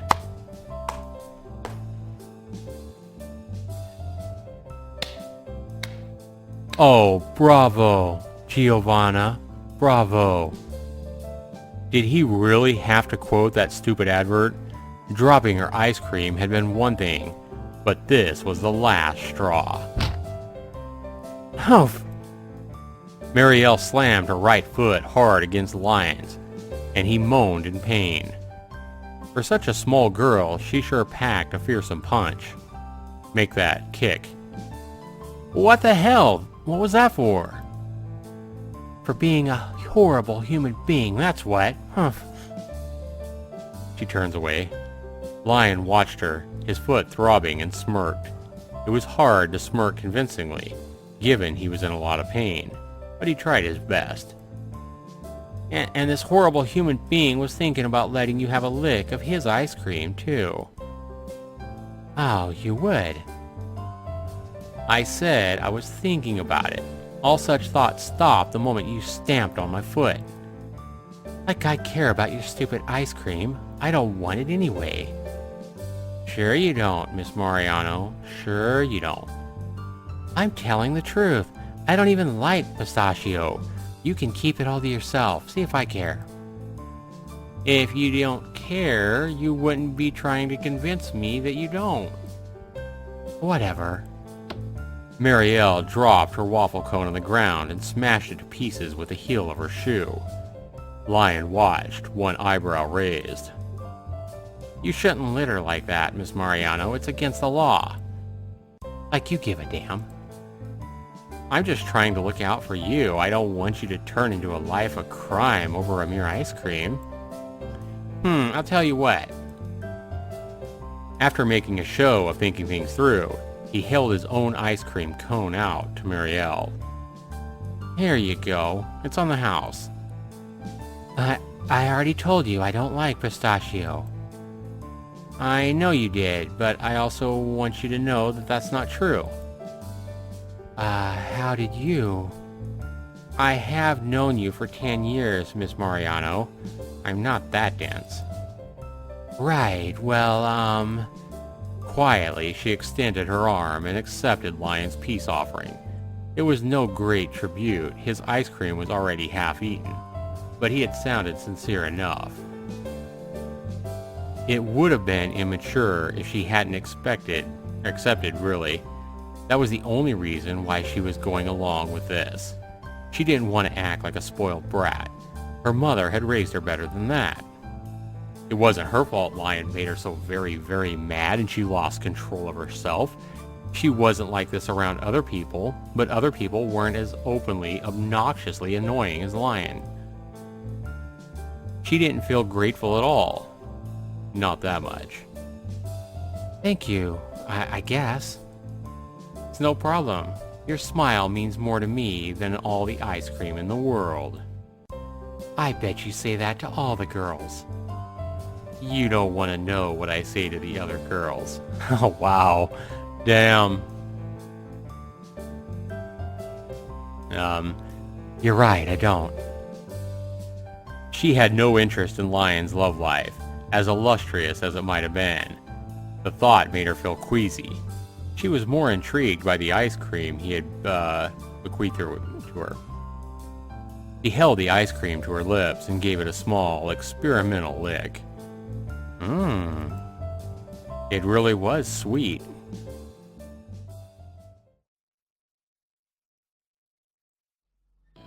I spy with my little eye something beginning with, let me think. As if we're really going to play I Spy. Of course we're going to play I Spy. What else is there to do on a car journey? I'd rather drive a rusty spike through the roof of my mouth. Now, that wouldn't be very ladylike of you, would it? Shut up. Are you still sore about your ice cream? I apologized, didn't I? I said shut up. Mireille let her forehead fall against the car window with a dull thud. The scenery sped past her, fading together. The sun was settling over the ocean, which glistened like precious jewels. The hills that jutted out past the horizon looked like teeth, pitch black, perfect silhouettes. Toto, I don't think we're in Calabria anymore. They had been driving for a couple of hours, and Mireille's hometown was far behind her. They had left Calabria in the dust, and left Basilicata too, and they were in wherever. Mireille shifted, grasping Clementine like a talisman. Clementine did not seem particularly pleased with Mireille's affections. The doll continued to observe her surroundings with bright blue eyes, a mildly disapproving expression on her porcelain face. Maybe it was like pets, Lyon pondered. Didn't they say dogs had a tendency to look like their masters, if given enough time? Oh my. Perhaps dolls, too, could take on the qualities of their owners, for Clementine had Mireille's long lashes, Mireille's pouty lips, and Mireille's disdainful stare. Alright, Fish Stick Productions, thanks so much for subscribing. Appreciate it. Welcome to my channel. Alright. Moontail says, you know us girls getting emotion for literally no reason. Me? If only Marielle's mother could have given her daughter a more smiley doll to dote on, then Mireille might have tried to look more cheerful. She had a pretty face, and it seemed a shame to waste it. Ah, Miss Maiorano, I thought of a really good one. A good what? A good word, of course. You'll never guess what it is. I don't want to guess it. But I gave it so much thought, you wouldn't let my efforts go to waste, would you? I don't care. I'm tired. Aw, come on. Don't be such a spoiled sport. It'll be fun, I promise. Look, I spy with my little eye. Something beginning with H. H? Mireille frowned, her nose wrinkling. It wasn't like she wanted to play this asinine game with Lyon. Of course she didn't. But she had a feeling he wouldn't shut up unless she indulged him. And he was meant to be the adult. Hedgerow? Nope. Do you really think I'd pick something so simple? I'm not that basic. Okay, let's see, H. Mireille's eyebrows furrowed, and she gave the quandary some serious thought, for all of about 5 seconds before she remembered that she didn't want to play this game. So why was she letting herself get drawn in so easily? She sighed, and settled for an iconic answer. It was easier that way. Hedonism. Nice guess, but hedonism isn't something you can see, is it? I don't know, I have hedonism by the bucketful. It just rolls off you. I can't help it. I'm French, it's in my blood. Humph. I can think of another word that starts with H. What's that? Highness. Highness? Am I really that bad? Hateful. That isn't much better. God, you have a sharp tongue. I can't help it. I'm Italian. It's in my blood. Chachi. So, what other words have you got for me? I'm curious. Irritating, annoying, an asshole. They don't start with H, Miss Maiorano. Fine. A huge asshole. Wow. That's not allowed. You're cheating. Like I care. I didn't want to play this stupid game anyway. Does that mean you can't think of the word? No, I don't want to either. Do you give up? It's not possible for me to give up. I was never in the first place. All right. Shall I put you out of your misery? Go right ahead. Why is it so obvious? The H was for hot girl, of course. Hot? That's right. You always pout, but you're undeniably adorable. You're a total babe when you'll be a total babe when you get older. Oh damn. Lyon broke off, a small frown on his face. So, should that hot babe to be then? Hot babe in training? What do you think, Miss Maiorano? Well, it's not like it matters. Mireille looked down at her lap, at the top of Clementine's head, and blushed. Now, she was a really hot girl, in the literal sense of the word.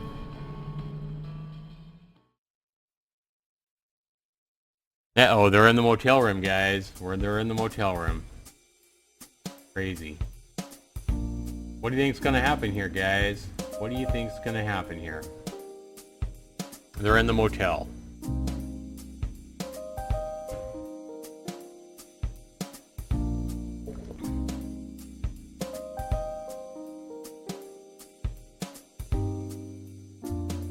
Mireille sat on the edge of the bed, arms folded across her chest. If looks could kill, Lyon would have been dead.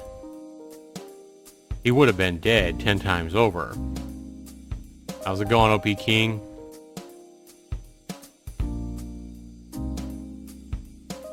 Fortunately, Lyon was rather durable, and he would never have been taken down so easily.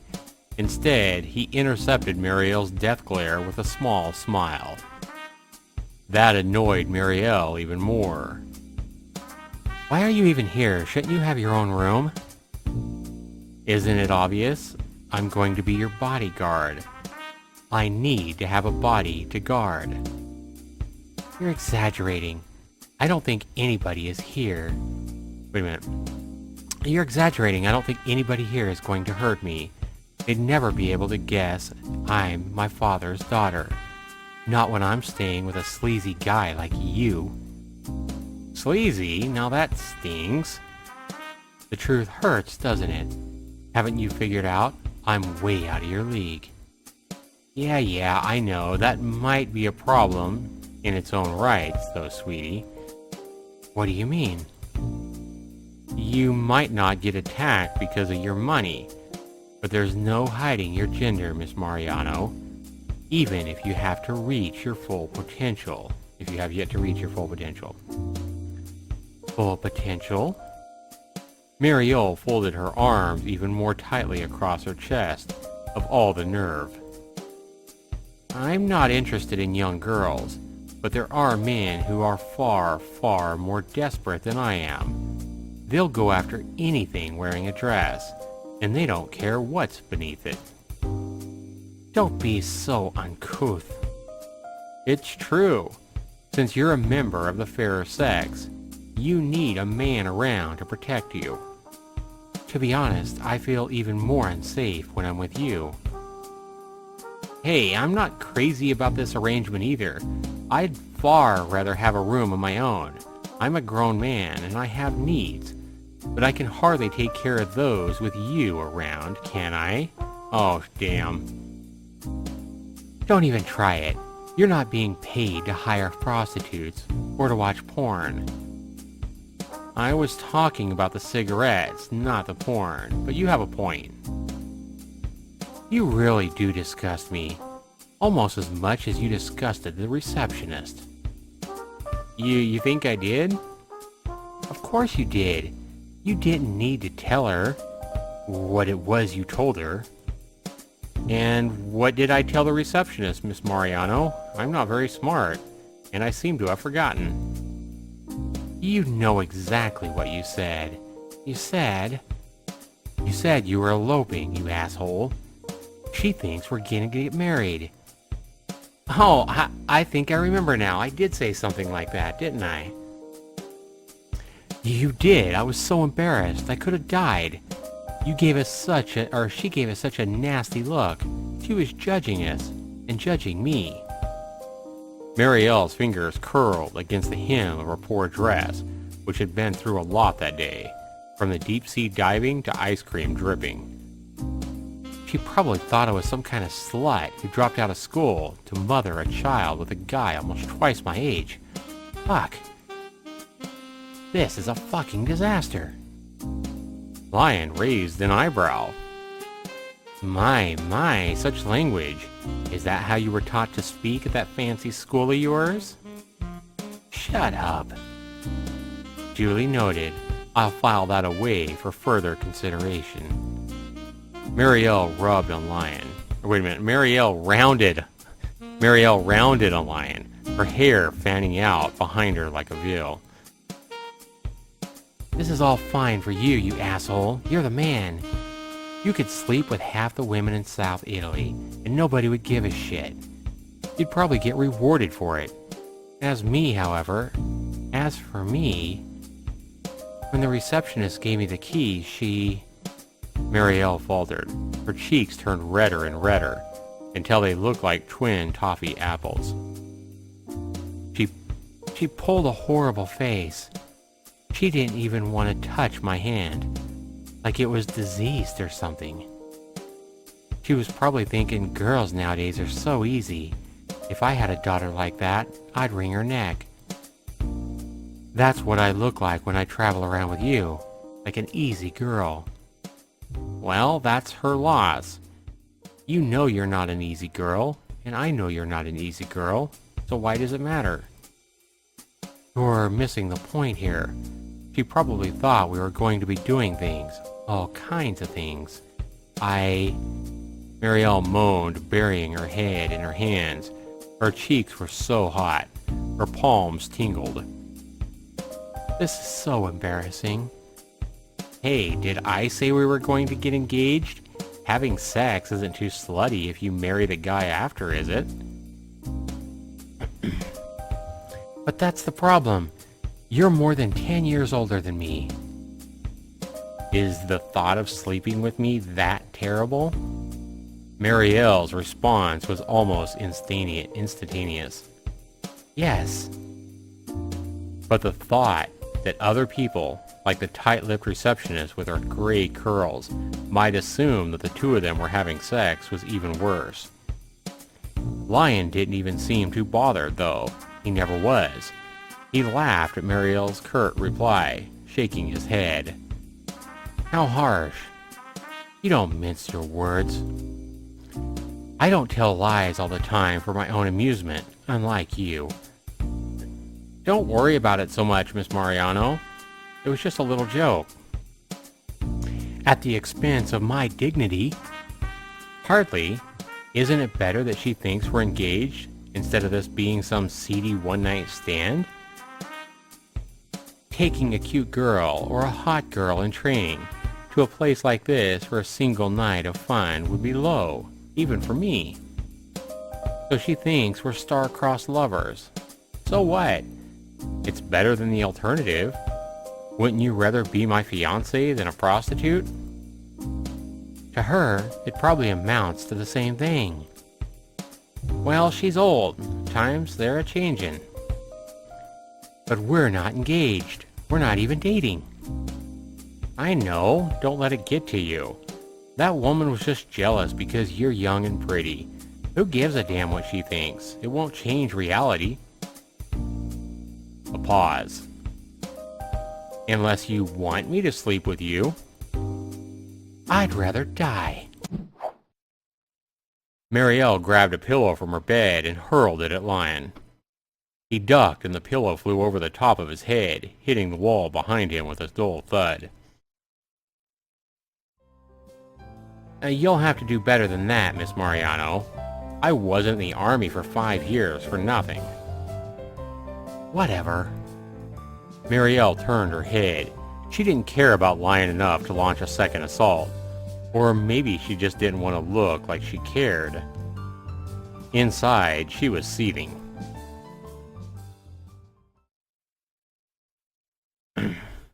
Oh damn, what the hell? The lukewarm water pooled around Marielle, shining beneath the bathroom lights.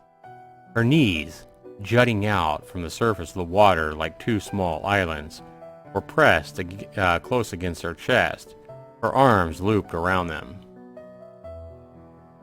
Baths were supposed to be relaxing, but Marielle's body remained tense. She couldn't bring herself to stretch out. Maybe it was stress from the long journey, or maybe it was because of Lyon. Marielle had never been in such close, constant contact with a man before. It was strange to her, completely alien. And though she had been trying to take it in her stride, she was still off-putting. It was even more off-putting when she wanted to take a bath, and all that separated them was the wooden door with a faulty lock. If he wanted to, he could barge in at any second. Not that he would. At least Marielle didn't think that he would. Lyon wasn't the most trustworthy person, but he had reassured her that he had no interest in her body, naked or otherwise, and she had no cause not to believe him. He sounded convincing when it came to that. Why, though? Marielle glanced down at herself. Droplets of water clung to her skin, dripping slowly down the curve of her back, the inside of her thighs. Was she really that unattractive? Sure, she scowled a lot, and she knew her foul mouth wasn't doing her any favors. But she was kinda cute, wasn't she? She wasn't fat, and she had a nice face. She had her mother's eyes, her mother's lips, too. Light pink, soft and pouty, even without gloss. Chiara had always said she was cute. Chiara used to love styling Mireille's hair.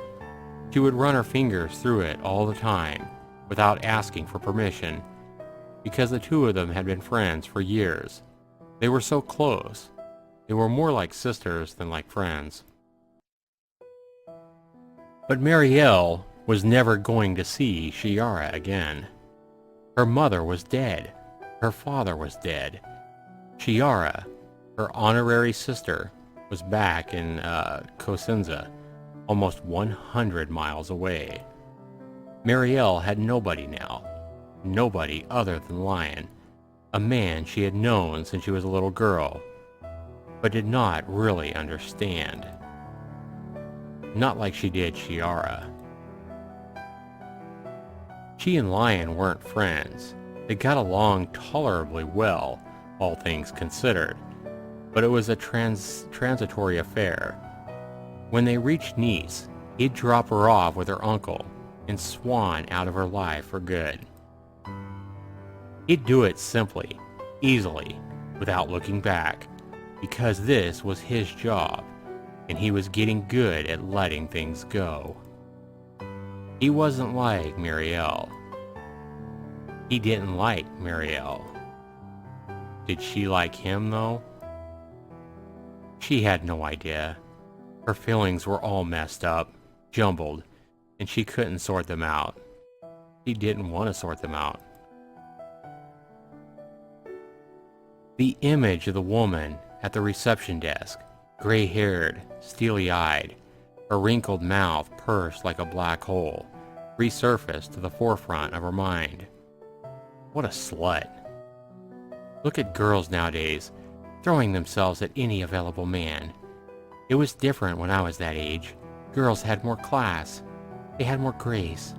They didn't swear like sailors and dress like hookers. What is the world coming to? That was what the woman thought. She hadn't said it out loud, but Mireille had known. It had been obvious, painfully so. Lyon had told her it didn't matter. That was easy for him to say. He was in his 30s, at least, Mireille thought he was, and his sense of self-worth didn't hinge around the words of complete strangers. He cared about life too little to let something so small bother him. But it bothered Mireille. People had said similar things about her mother. Her parents' divorce had been all over the papers, aired out in the open, like the blood-soaked sheets of a newly deflowered bride. She only married him for his money. She was always going out to parties dressed to the nines, moozing with politicians in their suits and ties. It's a wonder he didn't throw her out sooner. What a slut. People did think that about her, too. Or did people think that about her, too? It ran in the blood, they'd say. Like mother, like daughter. But that wasn't true. Mireille's mother hadn't been like that. And even if she had, Mireille wouldn't have cared. No matter how many men she'd flirted with at parties, she was still her mother. And Mireille had loved her. She had loved her so much. So why had everything gone so very, very wrong? There was a dull, pounding ache at the back of her head. Her worries rapped against her skull, desperate to be let in, while she huddled in the corner of the porcelain bathtub in an unfamiliar hotel, and she tried not to cry. Evidently, she wasn't trying hard enough. Her cheeks felt damp. She rubbed her eyes with the back of her arm, but it didn't make any difference. She didn't want to cry, but she couldn't stop herself. The tears fell all the same, with an intensity so sudden, that it was almost frightening. She couldn't pretend the salty tears that stained her cheeks were nothing more than bath water. That was impossible. Her shoulders were shaking too much, and she felt short of breath. Her head spun. She must have looked so pathetic. If Lyon knew about her distress, he'd have made fun of her. Mireille cursed under her breath in French. Mireille cursed under her breath in French, the same unpleasant word Lyon had used earlier, and ducked her head. She submerged her head beneath the water. Her eyes screwed tightly shut. Her long black hair floated on the surface of the water like ink. If she cried like this, nobody would have to know where her tears started and the water began. Not even herself. She missed Chiara. She missed her sleepy smiles, her funny laugh, and the soft flesh of her arms and thighs, which was so much fun to pinch between her fingers. When Mireille felt sad, Chiara would let her lie her head in her lap, and the two would just exist there together, more like one person than like two. But Chiara was gone. Her home was gone. Everything was gone, and Mireille didn't know what she was going to do.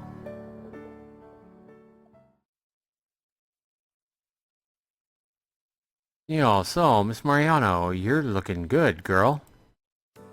Mireille glared at Lyon through her fringe, which was fleshly, tousled dry. She'd been meaning to cut her fringe for a while, but she was glad of its length now. Hopefully her eyes, rimmed with pink, like a bunny rabbit's, weren't too noticeable. Are you making fun of me? Who, moi? Yes, toi. Haha, I was trying to be sincere.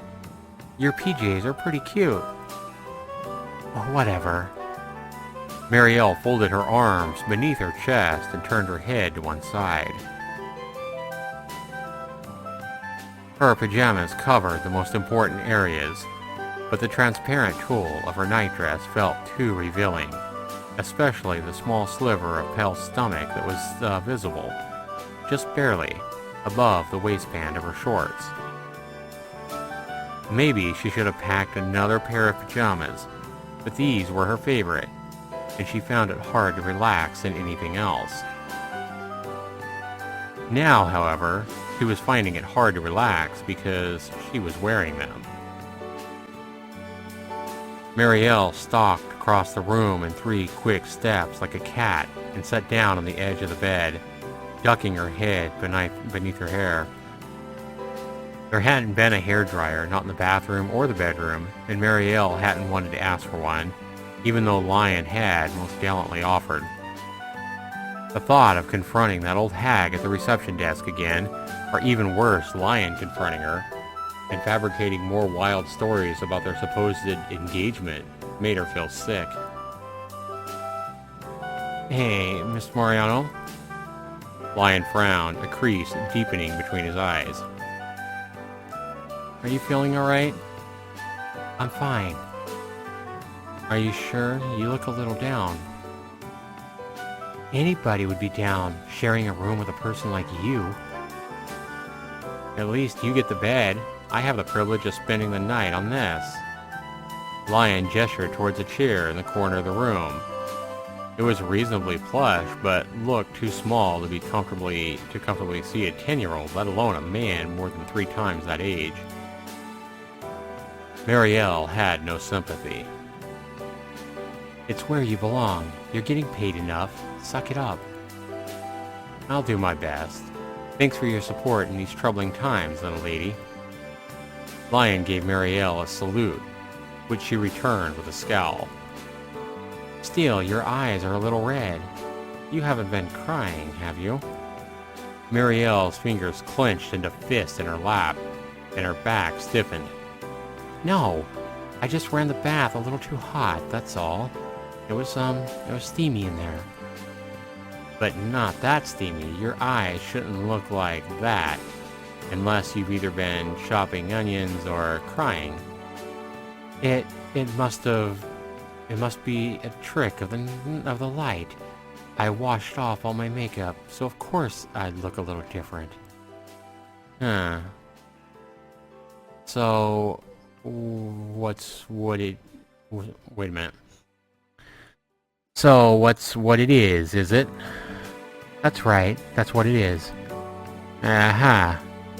Lyon nodded and didn't sound convinced, but remotely he didn't press the issue. Mireille was grateful. He could have been an insensitive dick, but even he knew when his prying was unappreciated. I just hope you left enough hot water for me. I'm not a fan of cold showers. I think you need one. Not right now. I'm way too tired. Well, good. Her lips pursed. Mireille bent down and retrieved her suitcase, which was lying on the floor beside her bed. After rummaging about a few moments, she plucked out her prized object. It was a small, leather-bound book with a silver clasp about the middle. Her diary. She set the diary on her knees, taking care not to drip stray moisture from her hair onto the pages, and she started to write.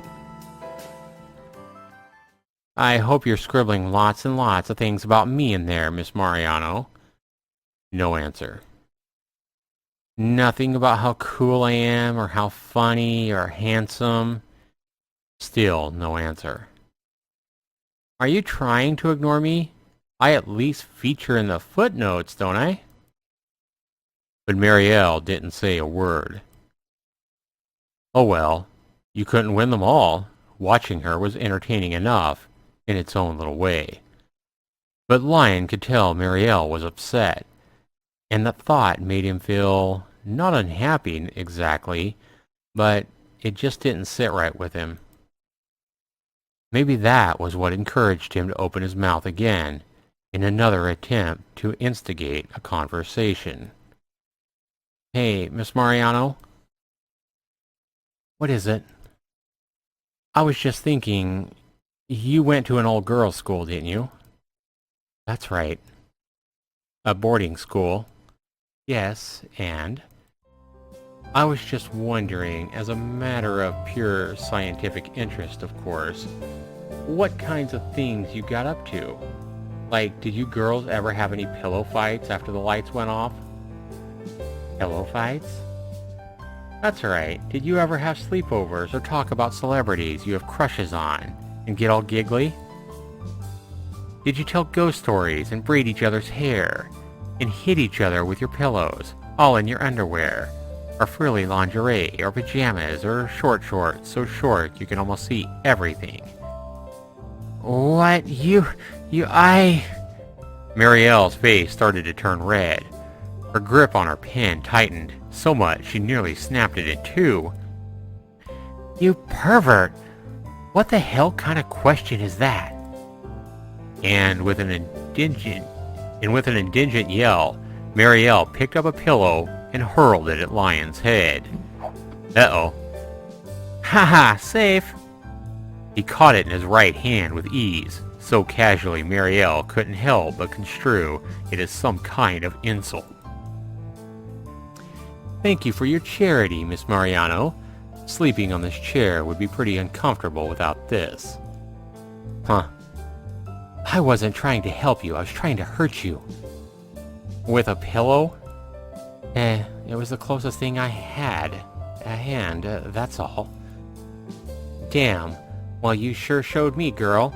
I shudder to think what you might do if I incur your wrath further. Just shut up. You're asking me to shut up? I'm not the one causing a scene. It is, however, rather entertaining. If shouting and throwing things cheers you up, then by all means do continue. Though I fear the receptionist would be not too happy if the other guests complained. Mireille clenched her teeth together so hard she feared they might splinter. Lyon, you ignorant slut. Huh? What was that? Nothing. I'm going to bed. I don't want to hear another word out of you for the rest of the night. Yes, ma'am. To hear is to obey. Lyon winked, and Mireille resisted the urge to reply with a very rude gesture instead. She had been brought up better than that, and she wouldn't want to let this man drag her down to his level, even if he tried. By God, he was trying.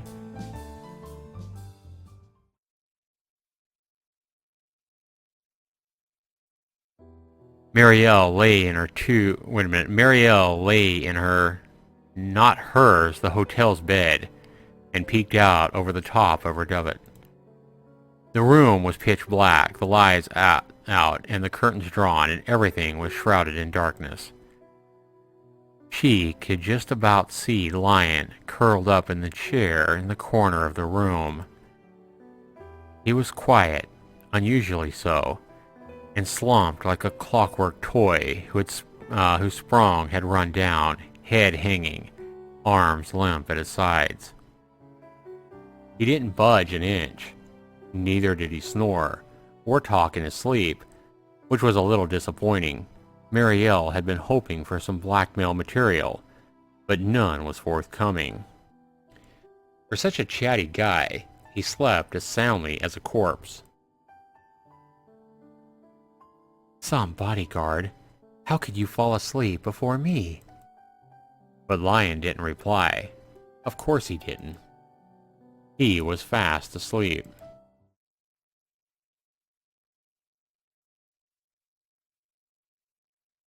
I'm flattered, Miss Maiorano, I truly am, but you don't need to go through so much hassle for little old me.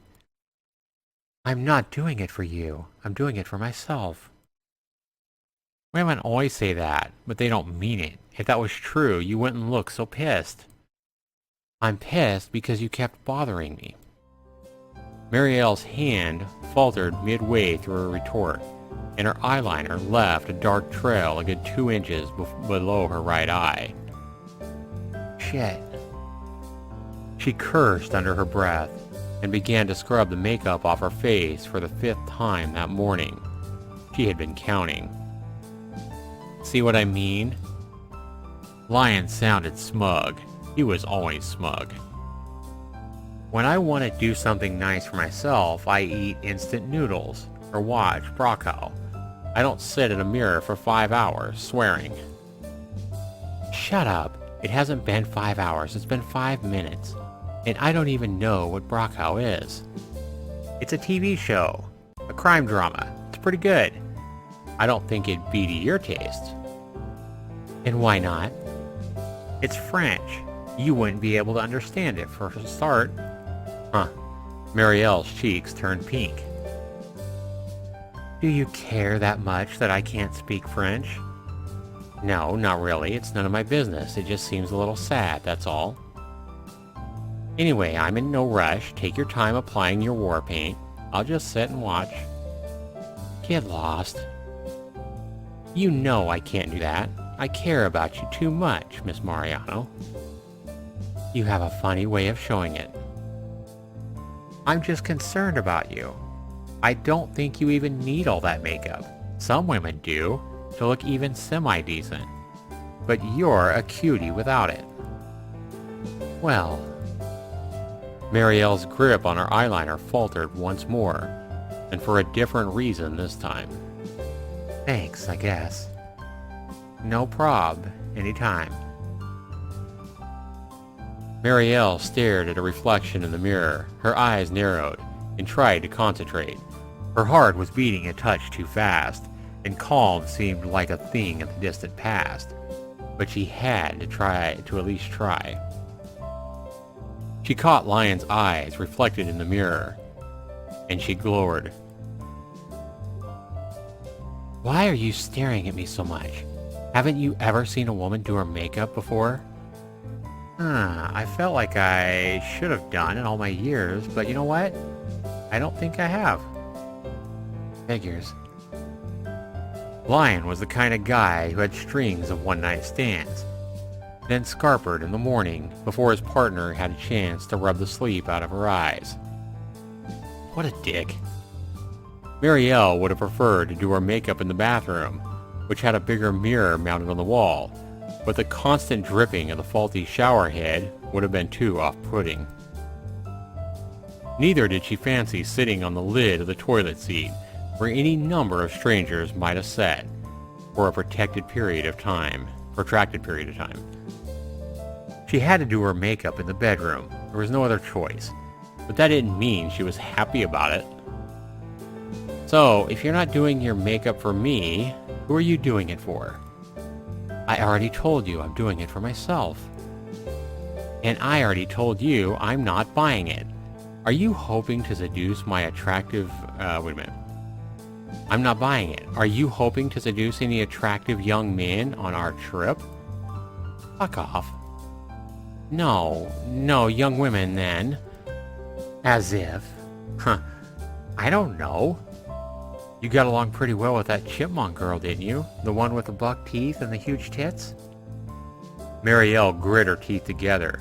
When she spoke next, her voice was low, warning. Don't you talk about Shiara like that. That's rude. Oh, so her name was Shiara. Yes, you could at least try to remember that much. Hey, she isn't my BFF. Besides, I wasn't being rude. I was just saying it like I saw it. Well, don't. It's not funny, and I don't appreciate it. Sure. Lyon pouted, puppy-like, and jammed his hands into the pockets of his jeans. Silence, blessed silence, descended upon the pair, and Mireille finally understood why so many people called it golden. The quiet really did feel priceless. At least until Lyon and his big mouth struck again. You're not thinking about the old woman at the reception desk again, are you? Do you really care about what she thinks that much? Mireille's shoulders stiffened. She bit down on her lower lip, shiny with a light layer of gloss. Was it really that obvious? She wished she didn't care what other people thought of her, and she knew her skills with an eyeliner pencil wouldn't change that woman's opinion, but she couldn't help but hope. And now Lyon was making fun of her for it. It stung. Of course it stung. Who was Lyon to judge? He didn't really care. He didn't know how it felt. Don't make assumptions like that. You think that just because you've been traveling together for a day, you know anything about me? Well, fuck off. Hey, Miss Maiorano. But Mireille wasn't about to be placated that easily. Shut up. Can't I do anything without you commenting on it? And I'm sick of it. Fuck off and leave me alone. Even Lyon looked surprised at this sudden outburst.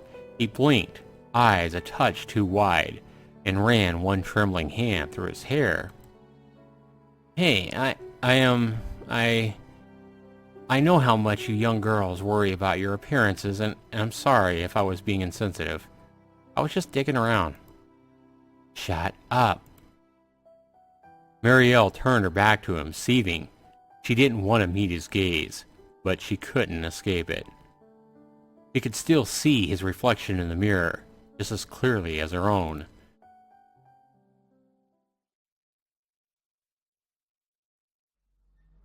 Miss Maiorano, are you feeling any better? No reply. Miss Maiorano, Earth to Miss Maiorano, are you awake? Still no reply. Lyon glanced at the girl from the corner of his eye. She was sitting stiffly in the passenger seat, almost as stiffly as Clementine. Her lips were pursed, her eyes narrowed, and she seemed incredibly focused on the scenery that was speeding past the outside window. She was still in a bad mood, huh? Was she planning on giving him the silent treatment for the rest of the day? Oh, how original. Wasn't this like the third time she'd tried to ignore him over the past 2 days? Young girls could be so temperamental.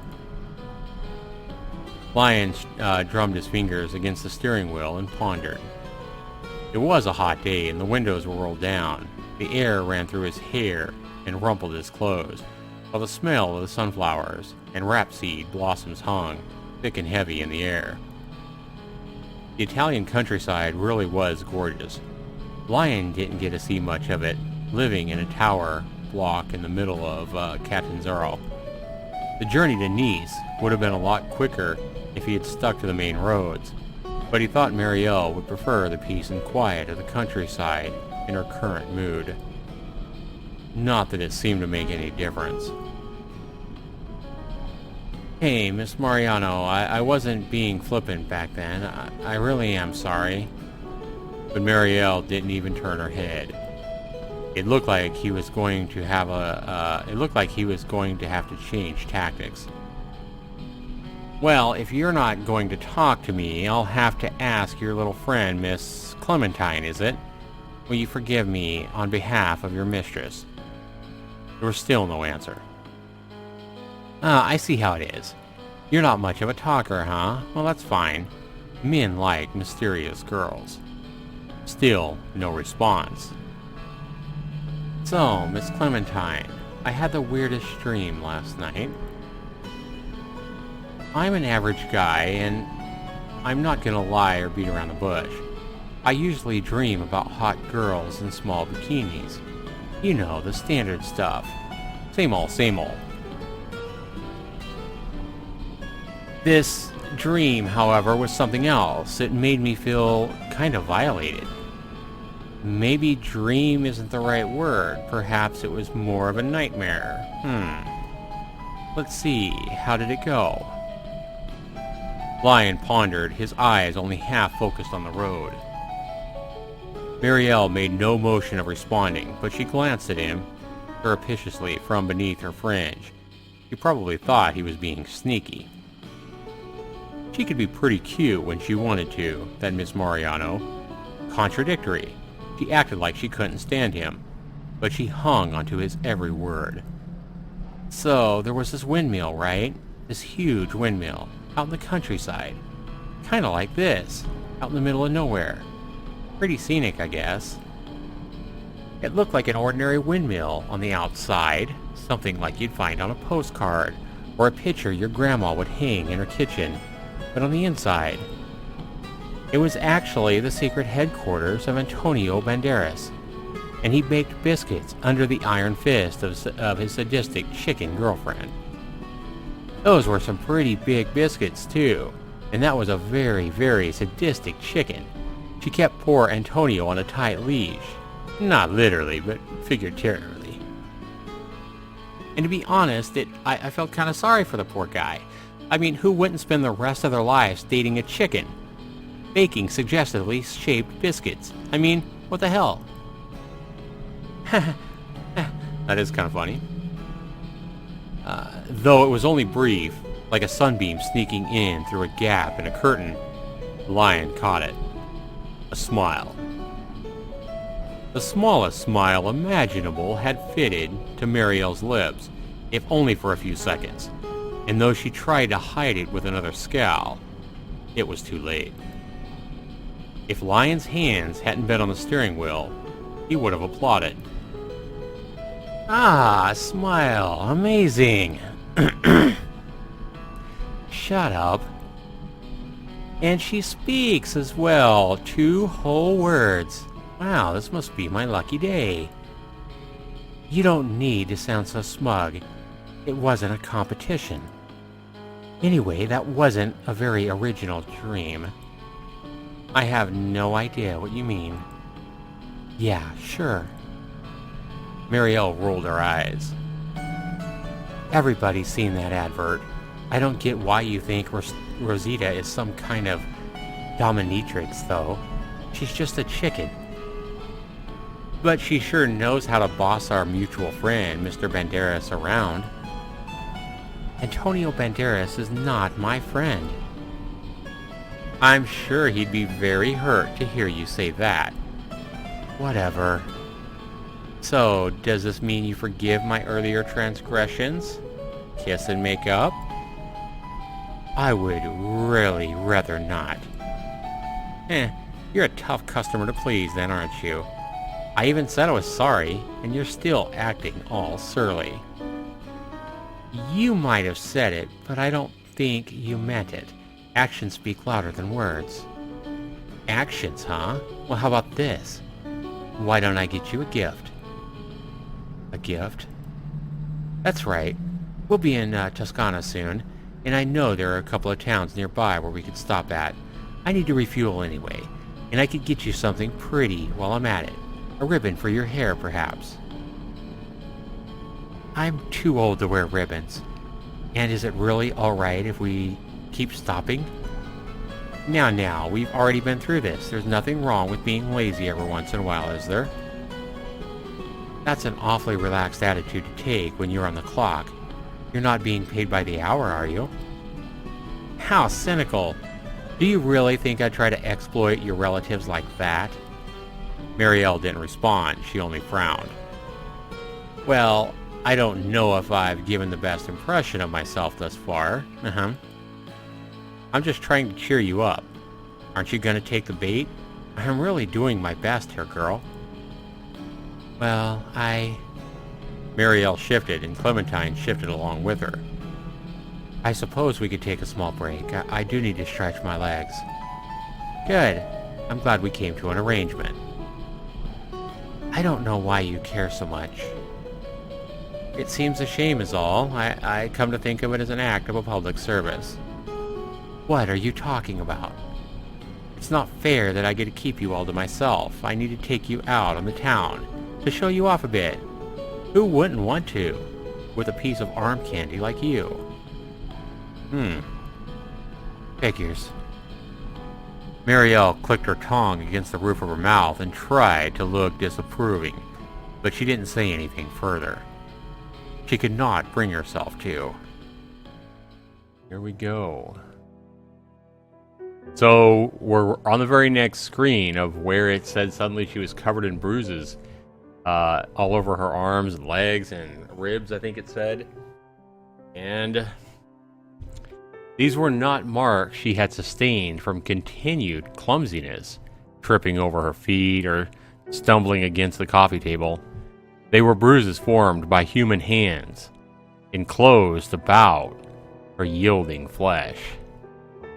Wow, so somebody grasped her too hard? Something like that.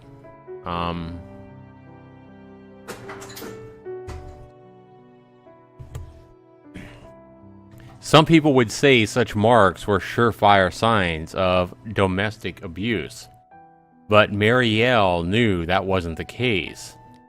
He had only done it because he loved her. He couldn't help himself. Oh no. Oh no. Let me go ahead and stop right here to anybody listening, any woman listening, whether this is live or whether you're watching a replay of this live stream.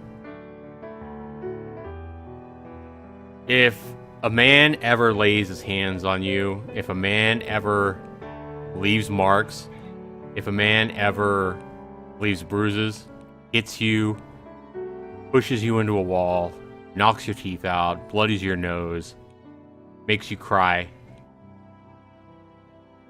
let me go ahead and tell you, first off, in no situation, I don't care how bad the situation is, in no situation ever, is that because he loves you so much. That's what they want you to believe. It might be what you want to tell yourself, but that is domestic abuse. That is against the law. That is something that you need to get help for, something you need to call the cops about, something you need to tell somebody else about. Don't ever accept getting hit or getting beat up or having bruises all over your body by anyone. You deserve better than that. I don't care who you are. Nobody deserves to be physically beaten, abused, punched, bruises left all over. Don't believe it. Don't believe yourself. Don't believe him. Don't believe anybody that tells you that. So this is extremely sad. I wonder who she's talking about. So she has bruises all over her body now. And it's because he loved her. He couldn't help himself. Oh, well, let's find out what's happened to Mireille. The sad thing is I know this is a fictional story, but this happens all the time in real life, in reality. Women get beaten, women get punched, women get their teeth knocked out, their noses broken, their ribs shattered, bruises all over their body, and somehow they believe it.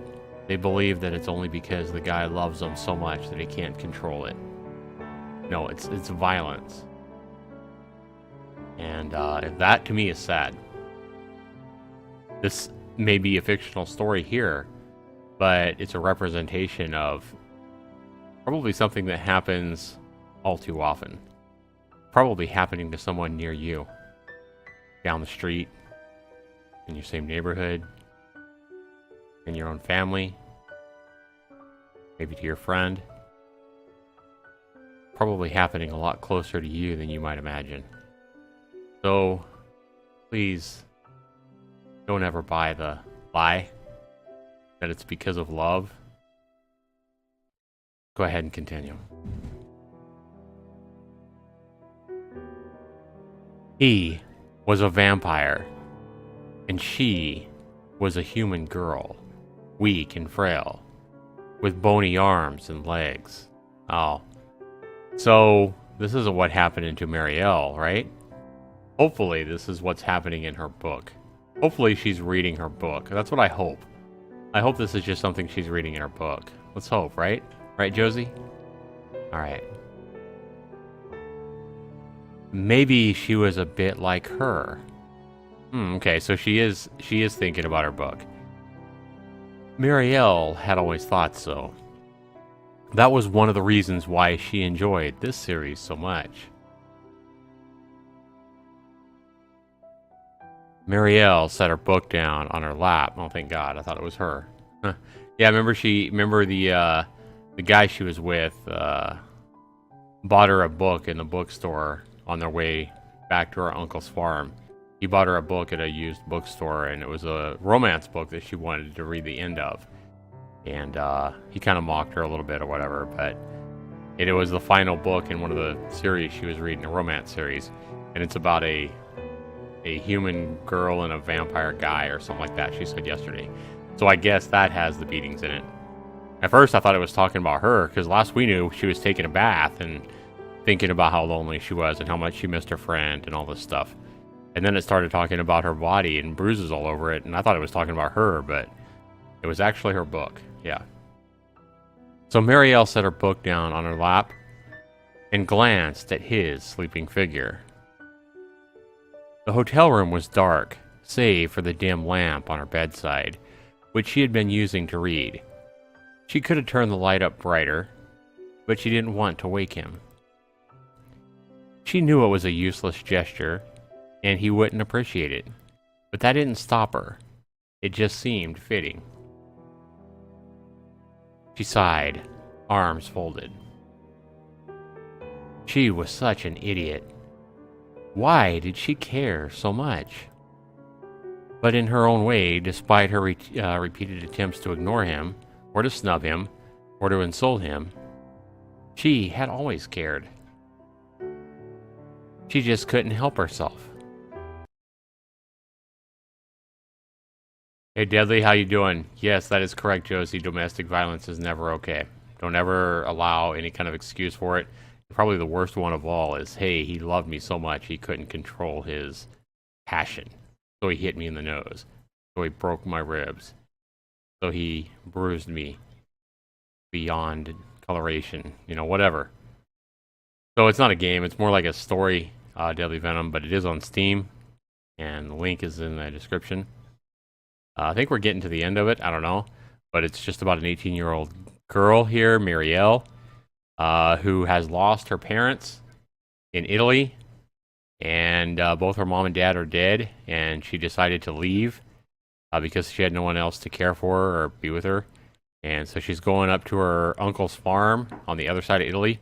And this is their family chauffeur. He's been in their family a long time. He's known this girl for a long time. But she always thought of him as like this arrogant, rude, self-centered womanizer, and he pretty much is from the sounds of it.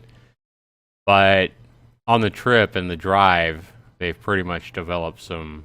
Sounds like they are developing a pretty good passion for each other. And he's much older than her, but she's lonely, and so yeah, I think she's kind of falling for him. So, see what happens. Is she going to get her heart crushed, her heart ripped out? That's what I would guess if it was reality. But a womanizer, an older man, an 18-year-old girl, her first romance, her first real feelings like that. Yeah, she's due to get crushed. So anyway, he's like, I really don't understand women. Then keep your stupid comments to yourself. But I just don't get it. What are you even doing? Mireille narrowed her eyes. What does it look like? I have no idea. That's why I'm asking you.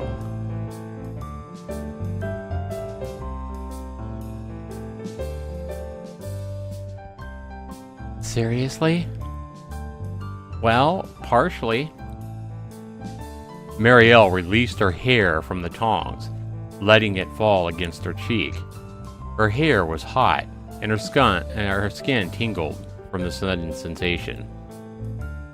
Undeterred, she moved on, gathering up the next section of hair with her fingers. They didn't even tremble. What part don't you understand exactly? Why you're straightening your hair? It's straight already. Huh. But it looks nicer if I do it like this. Isn't a hairbrush enough? That's also less likely to cause third-degree burns. I'll be fine. I'm not an idiot. All right, whatever you say. But he didn't sound convinced. But you'll damage your hair if you straighten it too much, babe. Oh, is he starting to care for her? Sounds like he actually cares a little bit, doesn't it? Hey, Eva, how you doing? And how do you know that? It's common sense. Heat plus hair can't be a good combination. Heat plus anything human is generally a bad idea. As you saw last night. I'm getting PTSD over here, post-traumatic stress disorder, from his wartime. Of course, the scars. Mireille shifted slightly, suddenly uncomfortable, and a small frown on her face. Don't be so melodramatic. You don't have PTSD. You never know, beyond this charming face could be a tortured man. Oh, whatever. Mireille rolled her eyes. And I don't use these tongs all the time, just sometimes. I didn't straighten my hair yesterday. That's true. Mireille drew her hair through the tongs slowly, trying to apply the heat to every single strand. She stared at her reflection, eyes narrowed with concentration, trying, and mostly succeeding, to avoid Lyon's eyes. Looking at his face made her cheeks turn red, and it was hard to concentrate. Her heart trembled inside her chest, like a newborn bird. Quit looking at me. Why? It's annoying. How am I annoying? I'm just sitting here. Well, I don't like it. Go and sit somewhere else. I'm just watching out for you, Miss Maiorano. Can't you be a bit more appreciative? You don't need to watch out for me. I think I know a bit more about feminine beauty than you do. Well, she makes a fair point. And who are you to talk to me about damaging my hair? You clearly bleach yours. Oh, damn.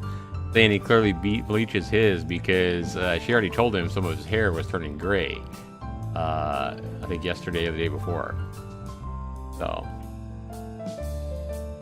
I don't bleach my hair. It's all natural. Really? Really, I swear, the downstairs matches. Oh my god, what? What? What did he just say? What? What is this? What is this? Josie? What the hell is this? Is he being a creeper again? What? Really, I swear, the downstairs even matches. Do you want to see? Oh, God. I don't know about her, but I don't want to see. I hope it doesn't happen. I hope it doesn't show anything. Oh, no. Why must you be so disgusting? She didn't even phrase it as a question. She doubted any answer Lyon could give would be satisfactory. So, how did you get your hair that blonde? Don't know, genetics probably. My mother thinks it's cute. I take it you don't share her sentiments? I think it looks kind of tacky. How harsh, I'm hurt. Maybe you should stop commenting on my appearance then. Two can play at that game. Oh, how she wounds me. I'm not being paid enough for this. In all my years, nobody has called my hair tacky before. Maybe it's not your hair then. Maybe it's your attitude. You seem to have something of an attitude yourself today, Miss Maiorano. You wake up on the wrong side of the bed. Lyon had tried to wake Mireille several times that morning, but she had resisted every single one of his efforts.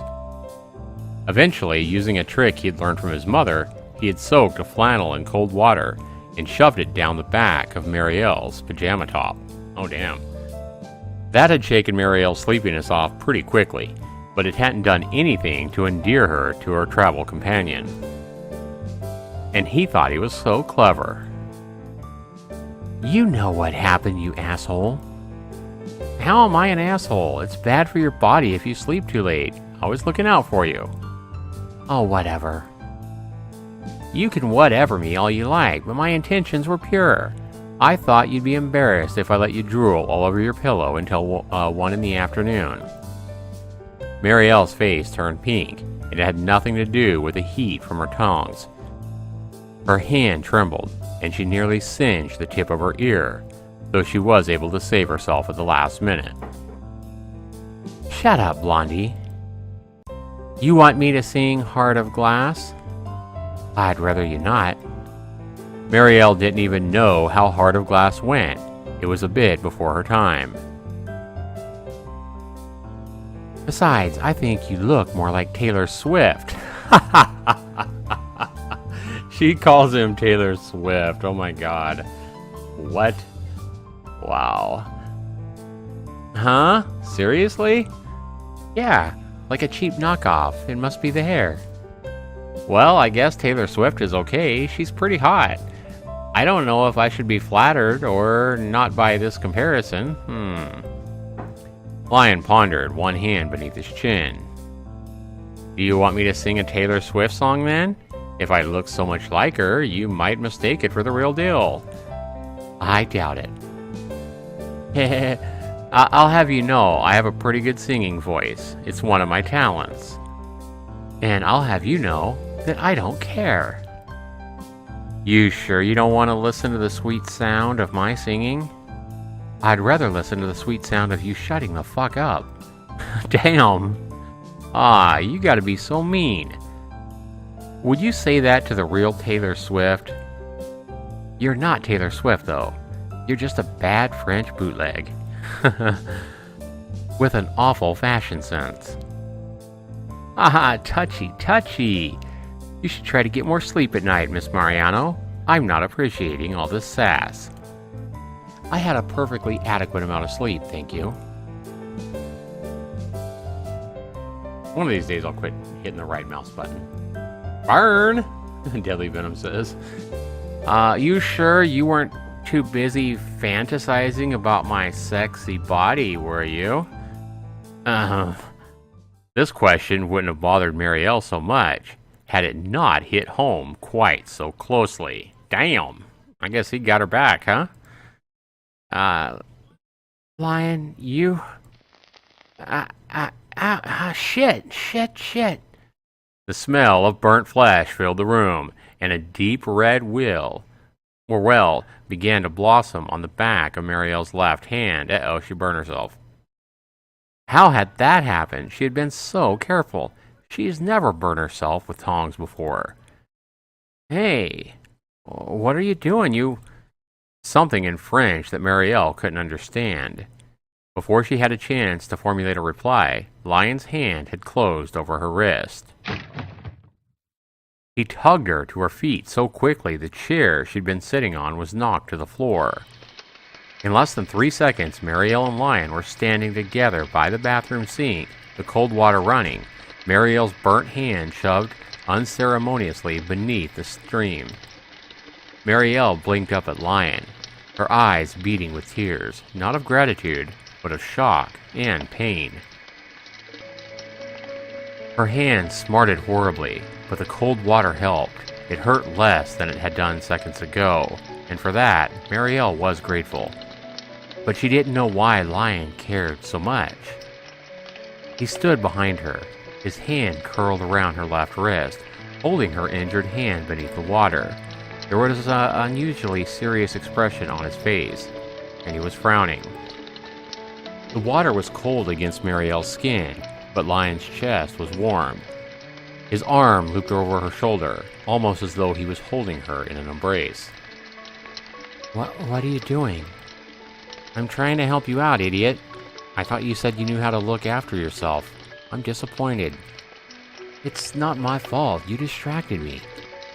And maybe you shouldn't handle electronics around a guy like me. Don't they put warnings on those things? Huh. Though her hand still stung, Mireille snorted. You're so full of shit. I'm just popping up my wounded ego. You never gave me a break, even when I tried to be nice to you. You called me an idiot, and a dummy, and something rude in French. Because you are an idiot, and a dummy, and a French word I will not repeat. Because you will kick me, but you're also cute. So it kinda excuses it. Like I care what you think, and you don't need to hold my wrist. I can take care of myself. Sorry, I just wanted to act like a hero. Lyon took his hand away from Mireille's wrist, but as he did, he paused. Oh, I just realized something. What? Lyon held his own hand out for Mireille's inspection, as he had done a couple of days ago.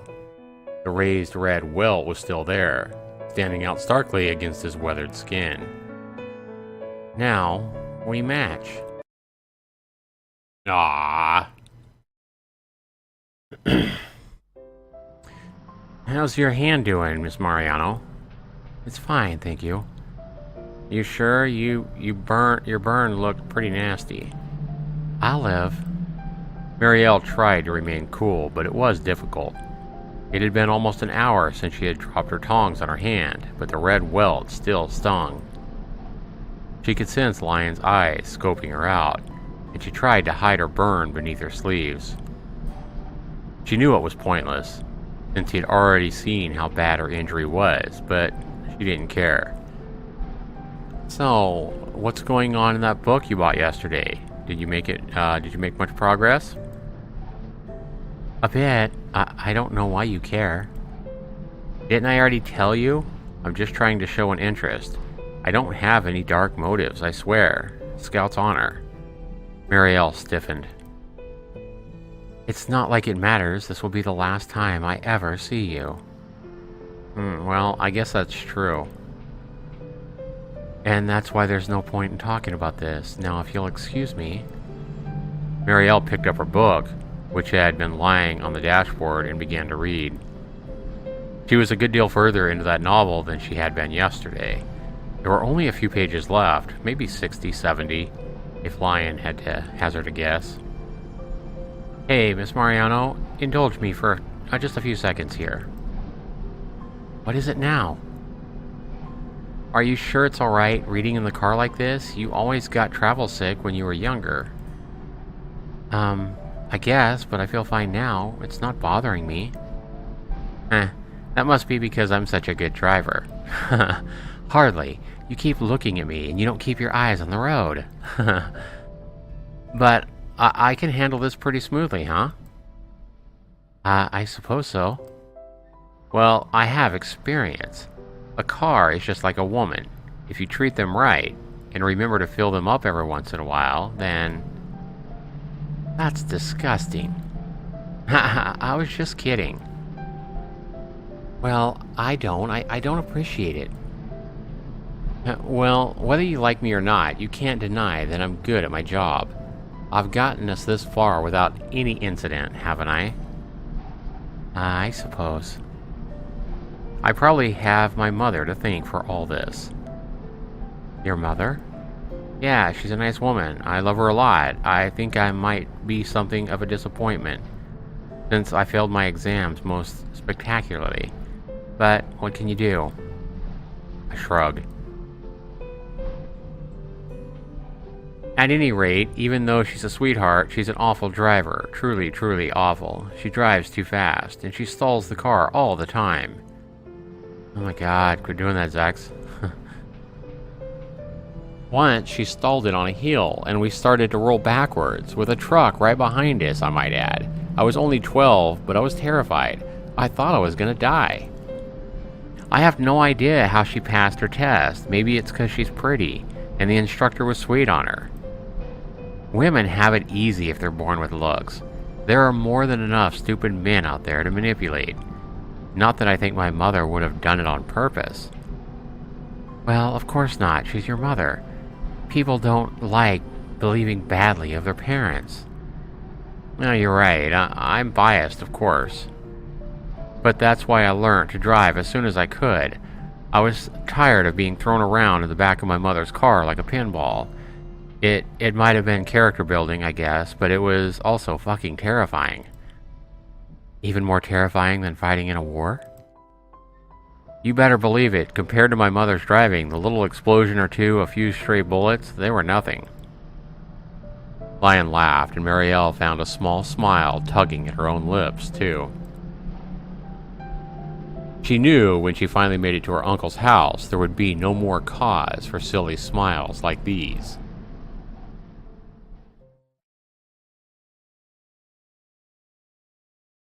Ah, the country air smells so good. Lyon leant against the bark of an olive tree, inhaling heavily. There was only a light breeze, but it carried with it the smell of grass and earth, which was deeply refreshing after sitting in a car for so many hours. The breeze ghosted across Lyon's cheeks, ran its metaphorical fingers through his hair, and teased the hem of his shirt. The leaves in the olive tree shifted restless and rustled together. The grass at their feet swayed like ears of barley.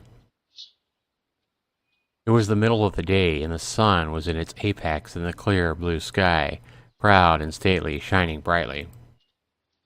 A few paces away from the grove of olive trees there was a lake. The surface of the lake was smooth, undisturbed, save for the ripples caused by the breeze. It reflected the clear blue sky, and the sun was duplicated, a second sphere, glowing at the bottom of the vast expanse of water. This isn't a bad spot to stop for a rest, huh? Sometimes even you have good ideas. I always have good ideas. I don't mean to flatter myself, but I'm something of a genius. And that's why you failed all your exams, is it? There are more important things in this world than what's written inside of textbooks. I might not have gone to a university, but I'm a student of the University of Life. That's a nice way of saying you're a high school dropout. Oh, Miss Maiorano, how you make my heart bleed. Lyon began to hum under his breath, an old song by Michael Sardou his mother had liked, and began to piece together a daisy chain. His fingernails sliced through the pale green stems of the daisies with ease, and he linked the several severed stems together just as quickly. Truly, Lyon was a man with hidden talents. While he assembled his daisy chain, Mireille continued to read her book. She now had only a handful of pages left, and her pace quickened as she hurried to the ending. Within minutes, she had reached to the last word on the last page. She let her eyes linger on it for a few moments, savoring the sweet feeling of completion, before she closed the book with a soft thud. Though the sound was quiet, barely audible, Lyon still heard it. Being alert at all times was part of his job, even when he was humming corny love songs and making daisy chains. You finished your book, Miss Maiorano. Mm-hmm. You liked it? I'm happy I was able to finish it, but I don't know. At the same time, it's a little sad. Did it have a sad ending? No, it was a happy ending. It's just, I don't know. I liked that world. And I like the characters, and now I feel like I won't be able to hang out with them anymore. It was a similar feeling to the one she had had when she read the text that Chiara had sent her last night. Bereft and empty. Lonely. That's just 'cause you're a kid. When you get older, you'll realize so much goes on in life that it's pointless to dwell on things that have already been. You need to keep looking towards the future. The future, huh? I guess we're not in Italy anymore, huh? No, we've crossed into France half an hour ago. It feels kind of weird. Are you getting nostalgic? A little. I haven't been back home for a while. Not that I grew up around here. This is uncharted territory, so to speak. A new frontier. All right. Where did you grow up then? I was born in Grenoble. Isn't that also out in the countryside? Yeah, it's pretty hilly. You might not think it, but from the way I talk, but I'm no city boy. Why else you'd think I know how to make these? Lyon gestured towards the half-finished daisy chain and smiled, before setting it to one side. I guess our journey is almost to an end.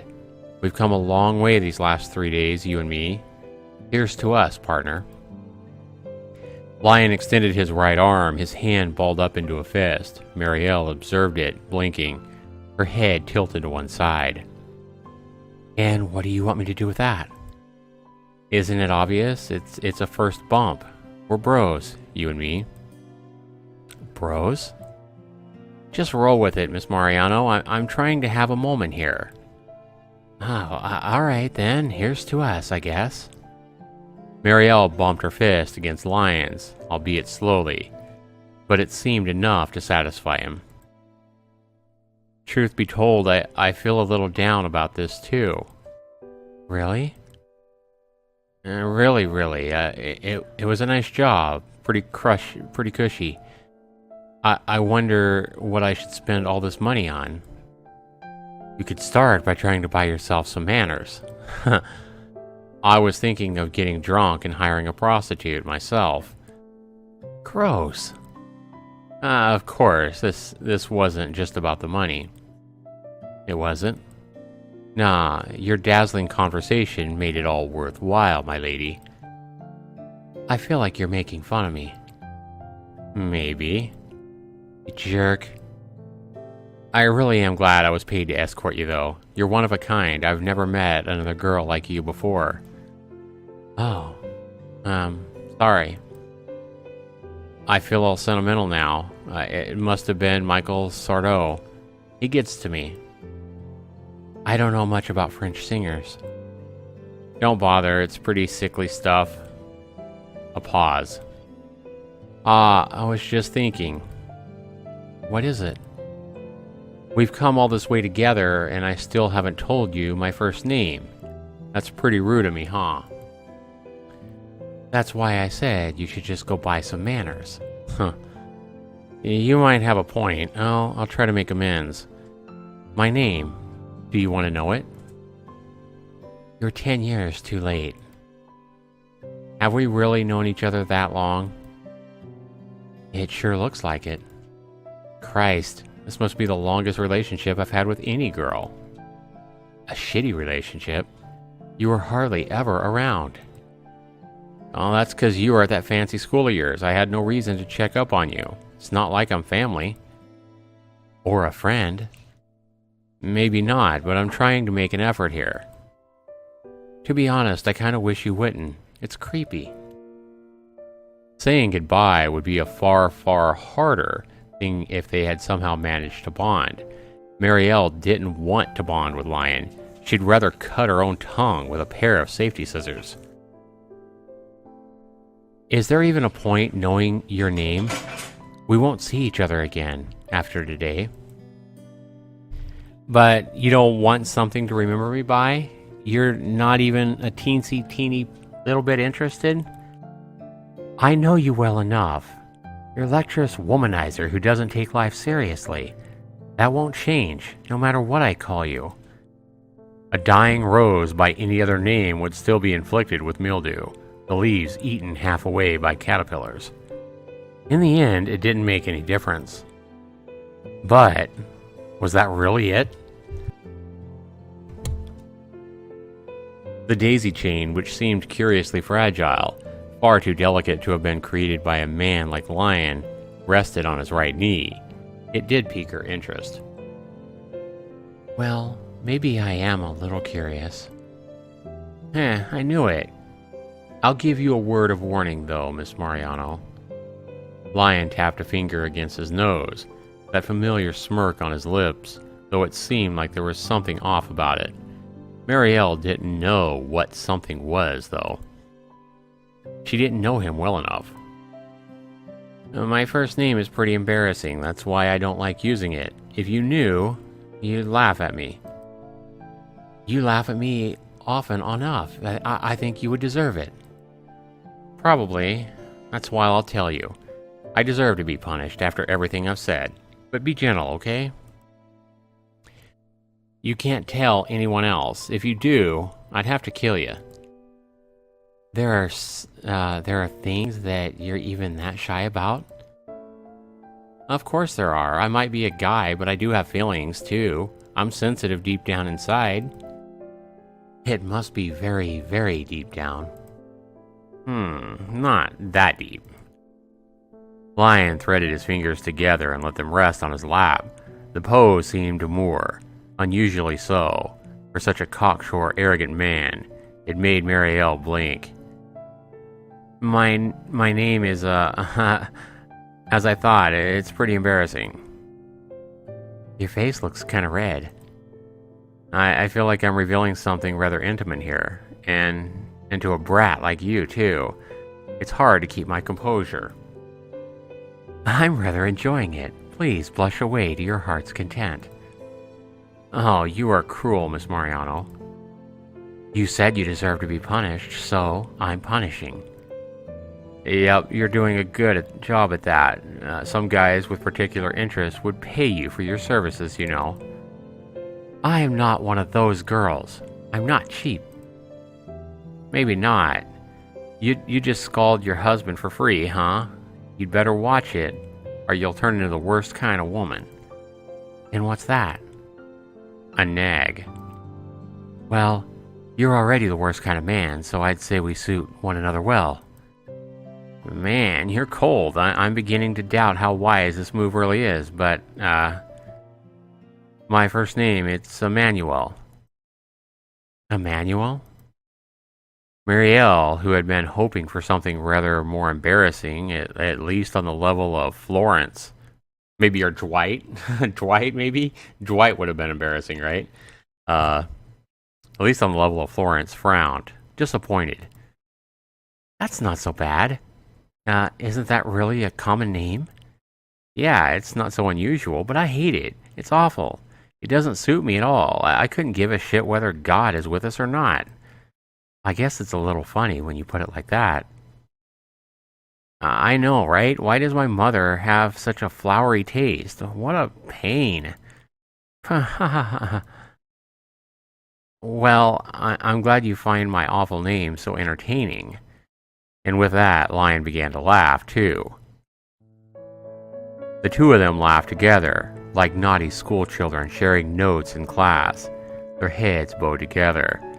Mireille's cheeks were flushed light pink, and her hair had fallen out of place, but she didn't even bother to arrange it. She had been fearing the end of this trip since the first mile, but her heart felt strangely right now. Wait a minute. She'd been fearing the end of this trip since the very first mile, but her heart felt strangely light now. It must have been because the lion, no matter how ill her mood or how anxious her emotions, he was always able to make her laugh. That was why Mireille couldn't bring herself to hate him, though there was so much about him that was hateful. Underneath his brash exterior, his forceful masculinity, and his unpleasant jokes, he could be a nice person. Mireille saw that clearly, more clearly than the numerous women he had slept with, that he had ever slept with, or that he had more than the numerous women he had slept with ever had. Oh, God. He was trying to cheer her up. He wanted her to be happy. No matter what he said, he didn't really care. That was why Mireille, in turn, could not stop caring about him. But, you know, now that I've told you my name, I really can't let you leave here alive. What are you talking about? I meant what I said. You won't be leaving here with your life. You shouldn't tell jokes like that with such serious expression. I might start to believe you. But I am being serious. Quit it, Emmanuel. It's not funny. It isn't supposed to be, Miss Maiorano. Lyon faltered. His words caught in his throat, and he turned his head away, unable to meet Mireille's gaze. I'm sorry, Miss Maiorano. It's nothing personal. I really do like you. I like you a lot. I tried to warn you, but a job is a job, and that's all there is to it. Lyon, what are you talking about?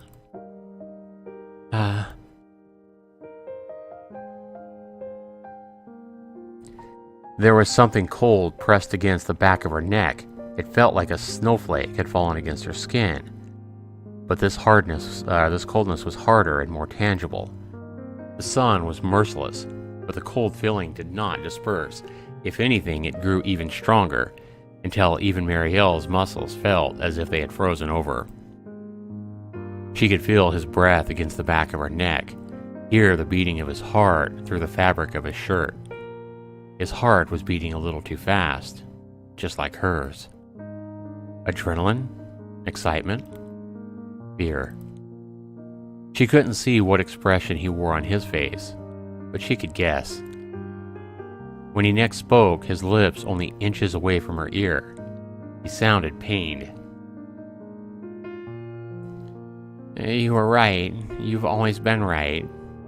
I really am a horrible person. Mireille opened her mouth. To do what? He didn't know. But it didn't matter. A sudden sound split through the country air, disrupting the previously established silence. It was loud, violent, and almost seemed to trouble the surface of the lake. In reality, it did none of those things. The sound lasted for less than a second, and the silence soon rushed forwards to meet it. The deafening silence stopped up all gaps, filling the lonely, isolated corner of the world with a complete and utter absence of sound. All that was left was the chirping of the birds. Once, it had been relaxing. Now, it was haunting.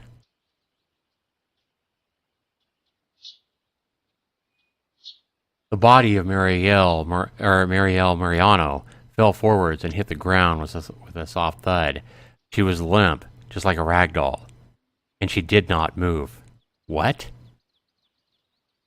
Her mouth remained open, frozen in time, as she tried and failed to think of something to say.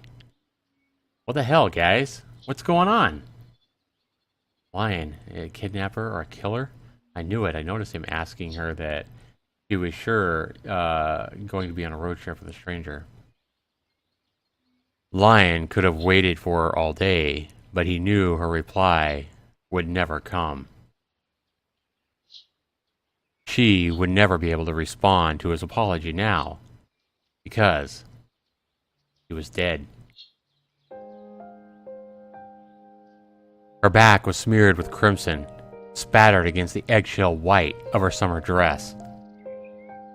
Beads of blood, bright red, bubbled garishly between her lips, outer mouth, and splashes of the stuff dotted the green grass, the white daisies, and the pale flowers. My guess is she felt something cold, really hard and cold against the back of her neck. Probably a knife. No! A loud sound, a gun. It was a gun. He shot her. I guess, I don't know. loud sound, because it said it just lasted less than a second. A really loud sound shattered the air, and then it was the birds. He shot her, right? Yeah, he must have shot her. Yep, the bullet had gone right through her body, soft and fragile and utterly defenseless. He had ended her life, a human life, so easily it was almost funny. It had taken less than a second for Mireille to die. It wasn't like a movie, where the dying victim choked out a few words of farewell. "Why would you do this? I thought you loved me." Lyon was too much of a professional to make such a sloppy mistake, and it wasn't like there was any way he could miss. The barrel of the gun had been pressed right against her back. She hadn't had a chance. Mireille, maybe that was for the best, that she didn't have a chance to say anything. Dying in a single shot, rather than bleeding out slowly all over the daisies, was probably better. This way, she didn't have to suffer. Lyon wasn't a sadist, and he didn't want to cause Mireille any undue pain. He hadn't wanted to cause her any pain at all. Murdering young girls wasn't his thing. He'd given her a choice. He hadn't coerced her, or forced her, or bullied her. If she had refused to go with him, he would have accepted it. But she hadn't said anything. Maybe she hadn't been able to. She had gone along with him. She had gone along with him of her own free will. So it was her fault she had ended up like this. Hadn't she ever been told she shouldn't trust strangers? She hadn't even known his name until just a few moments ago. Miss Maiorano? Mireille's body was still warm and her skin was flushed with life. But this was a momentary illusion. Given a few hours, her carcass would turn cold, and all that bright red blood would start to congeal. There was no reason to keep watching her. He should have been making phone calls, talking to that scumbag of an uncle of hers, the one who had hired him. But Lyon couldn't move. He couldn't bring himself to. Not yet. Mireille deserved more respect than that. He cared about her too much to simply leave her, though there was really nothing he could do. There was no way he could save her. He'd made sure of that. Lyon ran a hand through his hair, turned his head away. He was feeling choked up, and his eyes stung. He tried to swallow. It didn't really work. "I'm sorry, Miss Maiorano. I'm the worst. I'm a real asshole. I won't get mad if you hate me. I know I deserve it. But even if you can't believe it, I still cared about you." And though Mireille did not say anything, she was incapable of saying anything. Lyon knew how she would have responded were she still alive. She would have rolled her eyes and wrinkled her nose and said in that haughty manner of hers that always made him laugh, "Gross." "Yeah, I know. I'm sorry about that. No, there weren't any issues. I just got a bit distracted. Well, it's done now. Yeah, I took care of it. So, about the rest of my money. That's still going ahead. Right, sure. Okay, I'll talk to you later, boss." Lyon clicked the end call button on his phone and sunk back into the seat of his car with a sigh. His fingers began to tap against the steering wheel idly, not for any particular reason. He just had to keep his hands busy. They were shaking. If he held them about the steering wheel, maybe he could convince himself that they weren't, but just maybe. So, the deed was over and done, and he'd finally made the phone call. He'd finished everything. His part was over. He was sitting in the car, his hands a little shaky, his breath a little uneven. but no worse for wear, not really. He hadn't even got any blood on his hands, not literally. He might have felt bad about it now, but he'd get over it. He'd killed people before, and he'd probably get asked to do it again sometime. He'd ended lives, but his life remained almost entirely unaffected. The world was cruel, but that was just how it went. The strong preyed on the weak. They taught that in schools, didn't they? The food chain and stuff? Lyon remembered, though just barely. He hadn't been very good at school, and that was something of an understatement. So here he was here, and Mireille was not. The passenger seat she had been occupying was conspicuously empty, devoid of human presence. Clementine was there in Mireille's stead, with her brown curls and pouty lips. Mireille had left her in the car, as she always did. She said Clementine was too precious to risk getting dirty. If only she'd cared that much about herself. Lyon glanced at the French doll, Mireille's most prized possession, and he sighed again. It didn't matter how long Clementine waited, her owner would never return.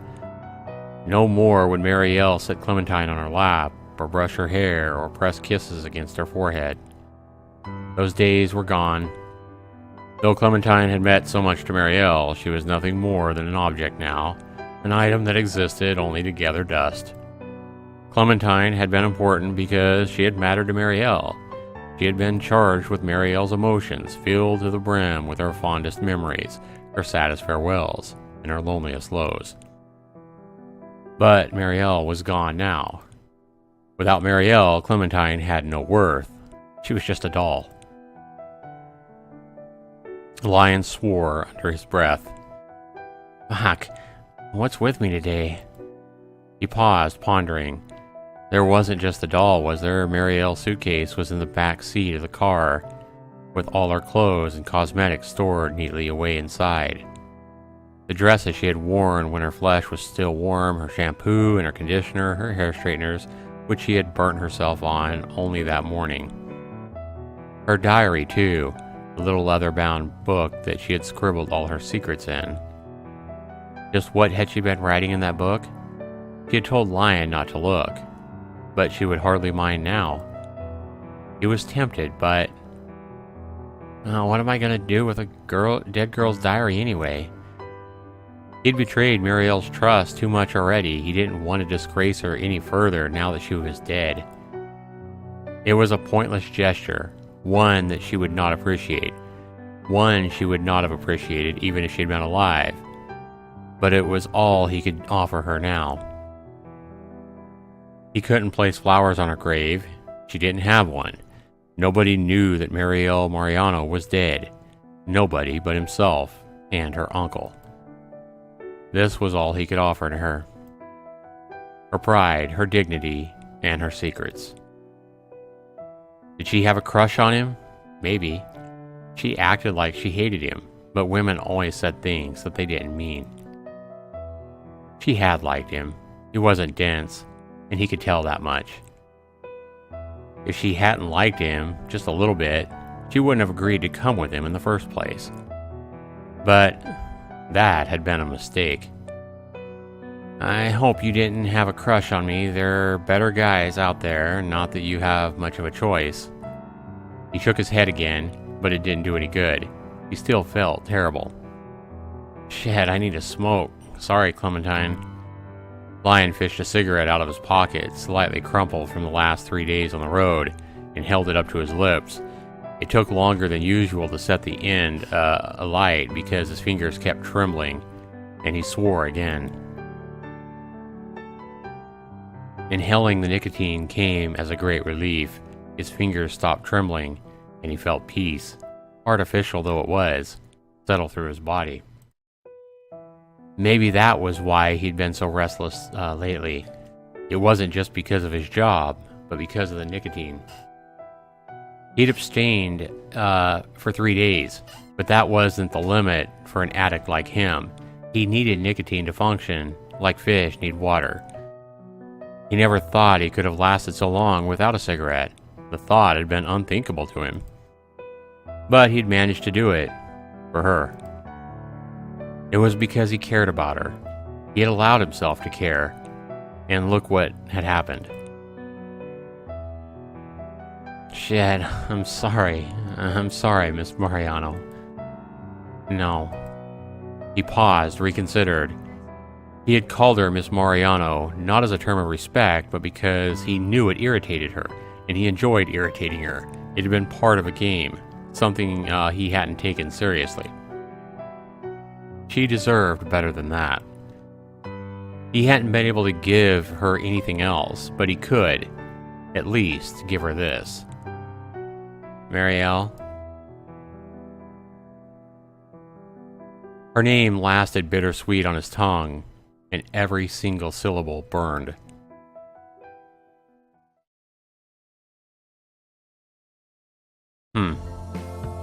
That's it.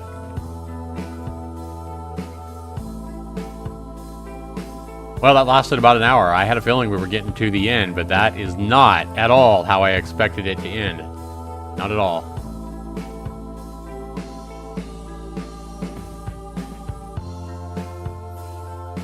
That was pretty good. I'll give it that. That certainly didn't end the way I thought it was going to. I thought it was going to end with broken hearts and some sad, some sad love story. That kind of reminds me of this really seems like, you know what? This whole game, this whole story really seems a lot like something you'd watch on, what is it, Lifetime. You ladies like watching Lifetime TV. Yeah, it seems like they could make a perfect Lifetime movie out of this game. Totally seems like a movie you'd watch on Lifetime Movie Network or whatever. But overall, it was pretty good. Yeah. He assassinated her for his uncle. He was hired by his uncle. Wow. Well, it's pretty good, though. Hopefully you guys enjoyed it.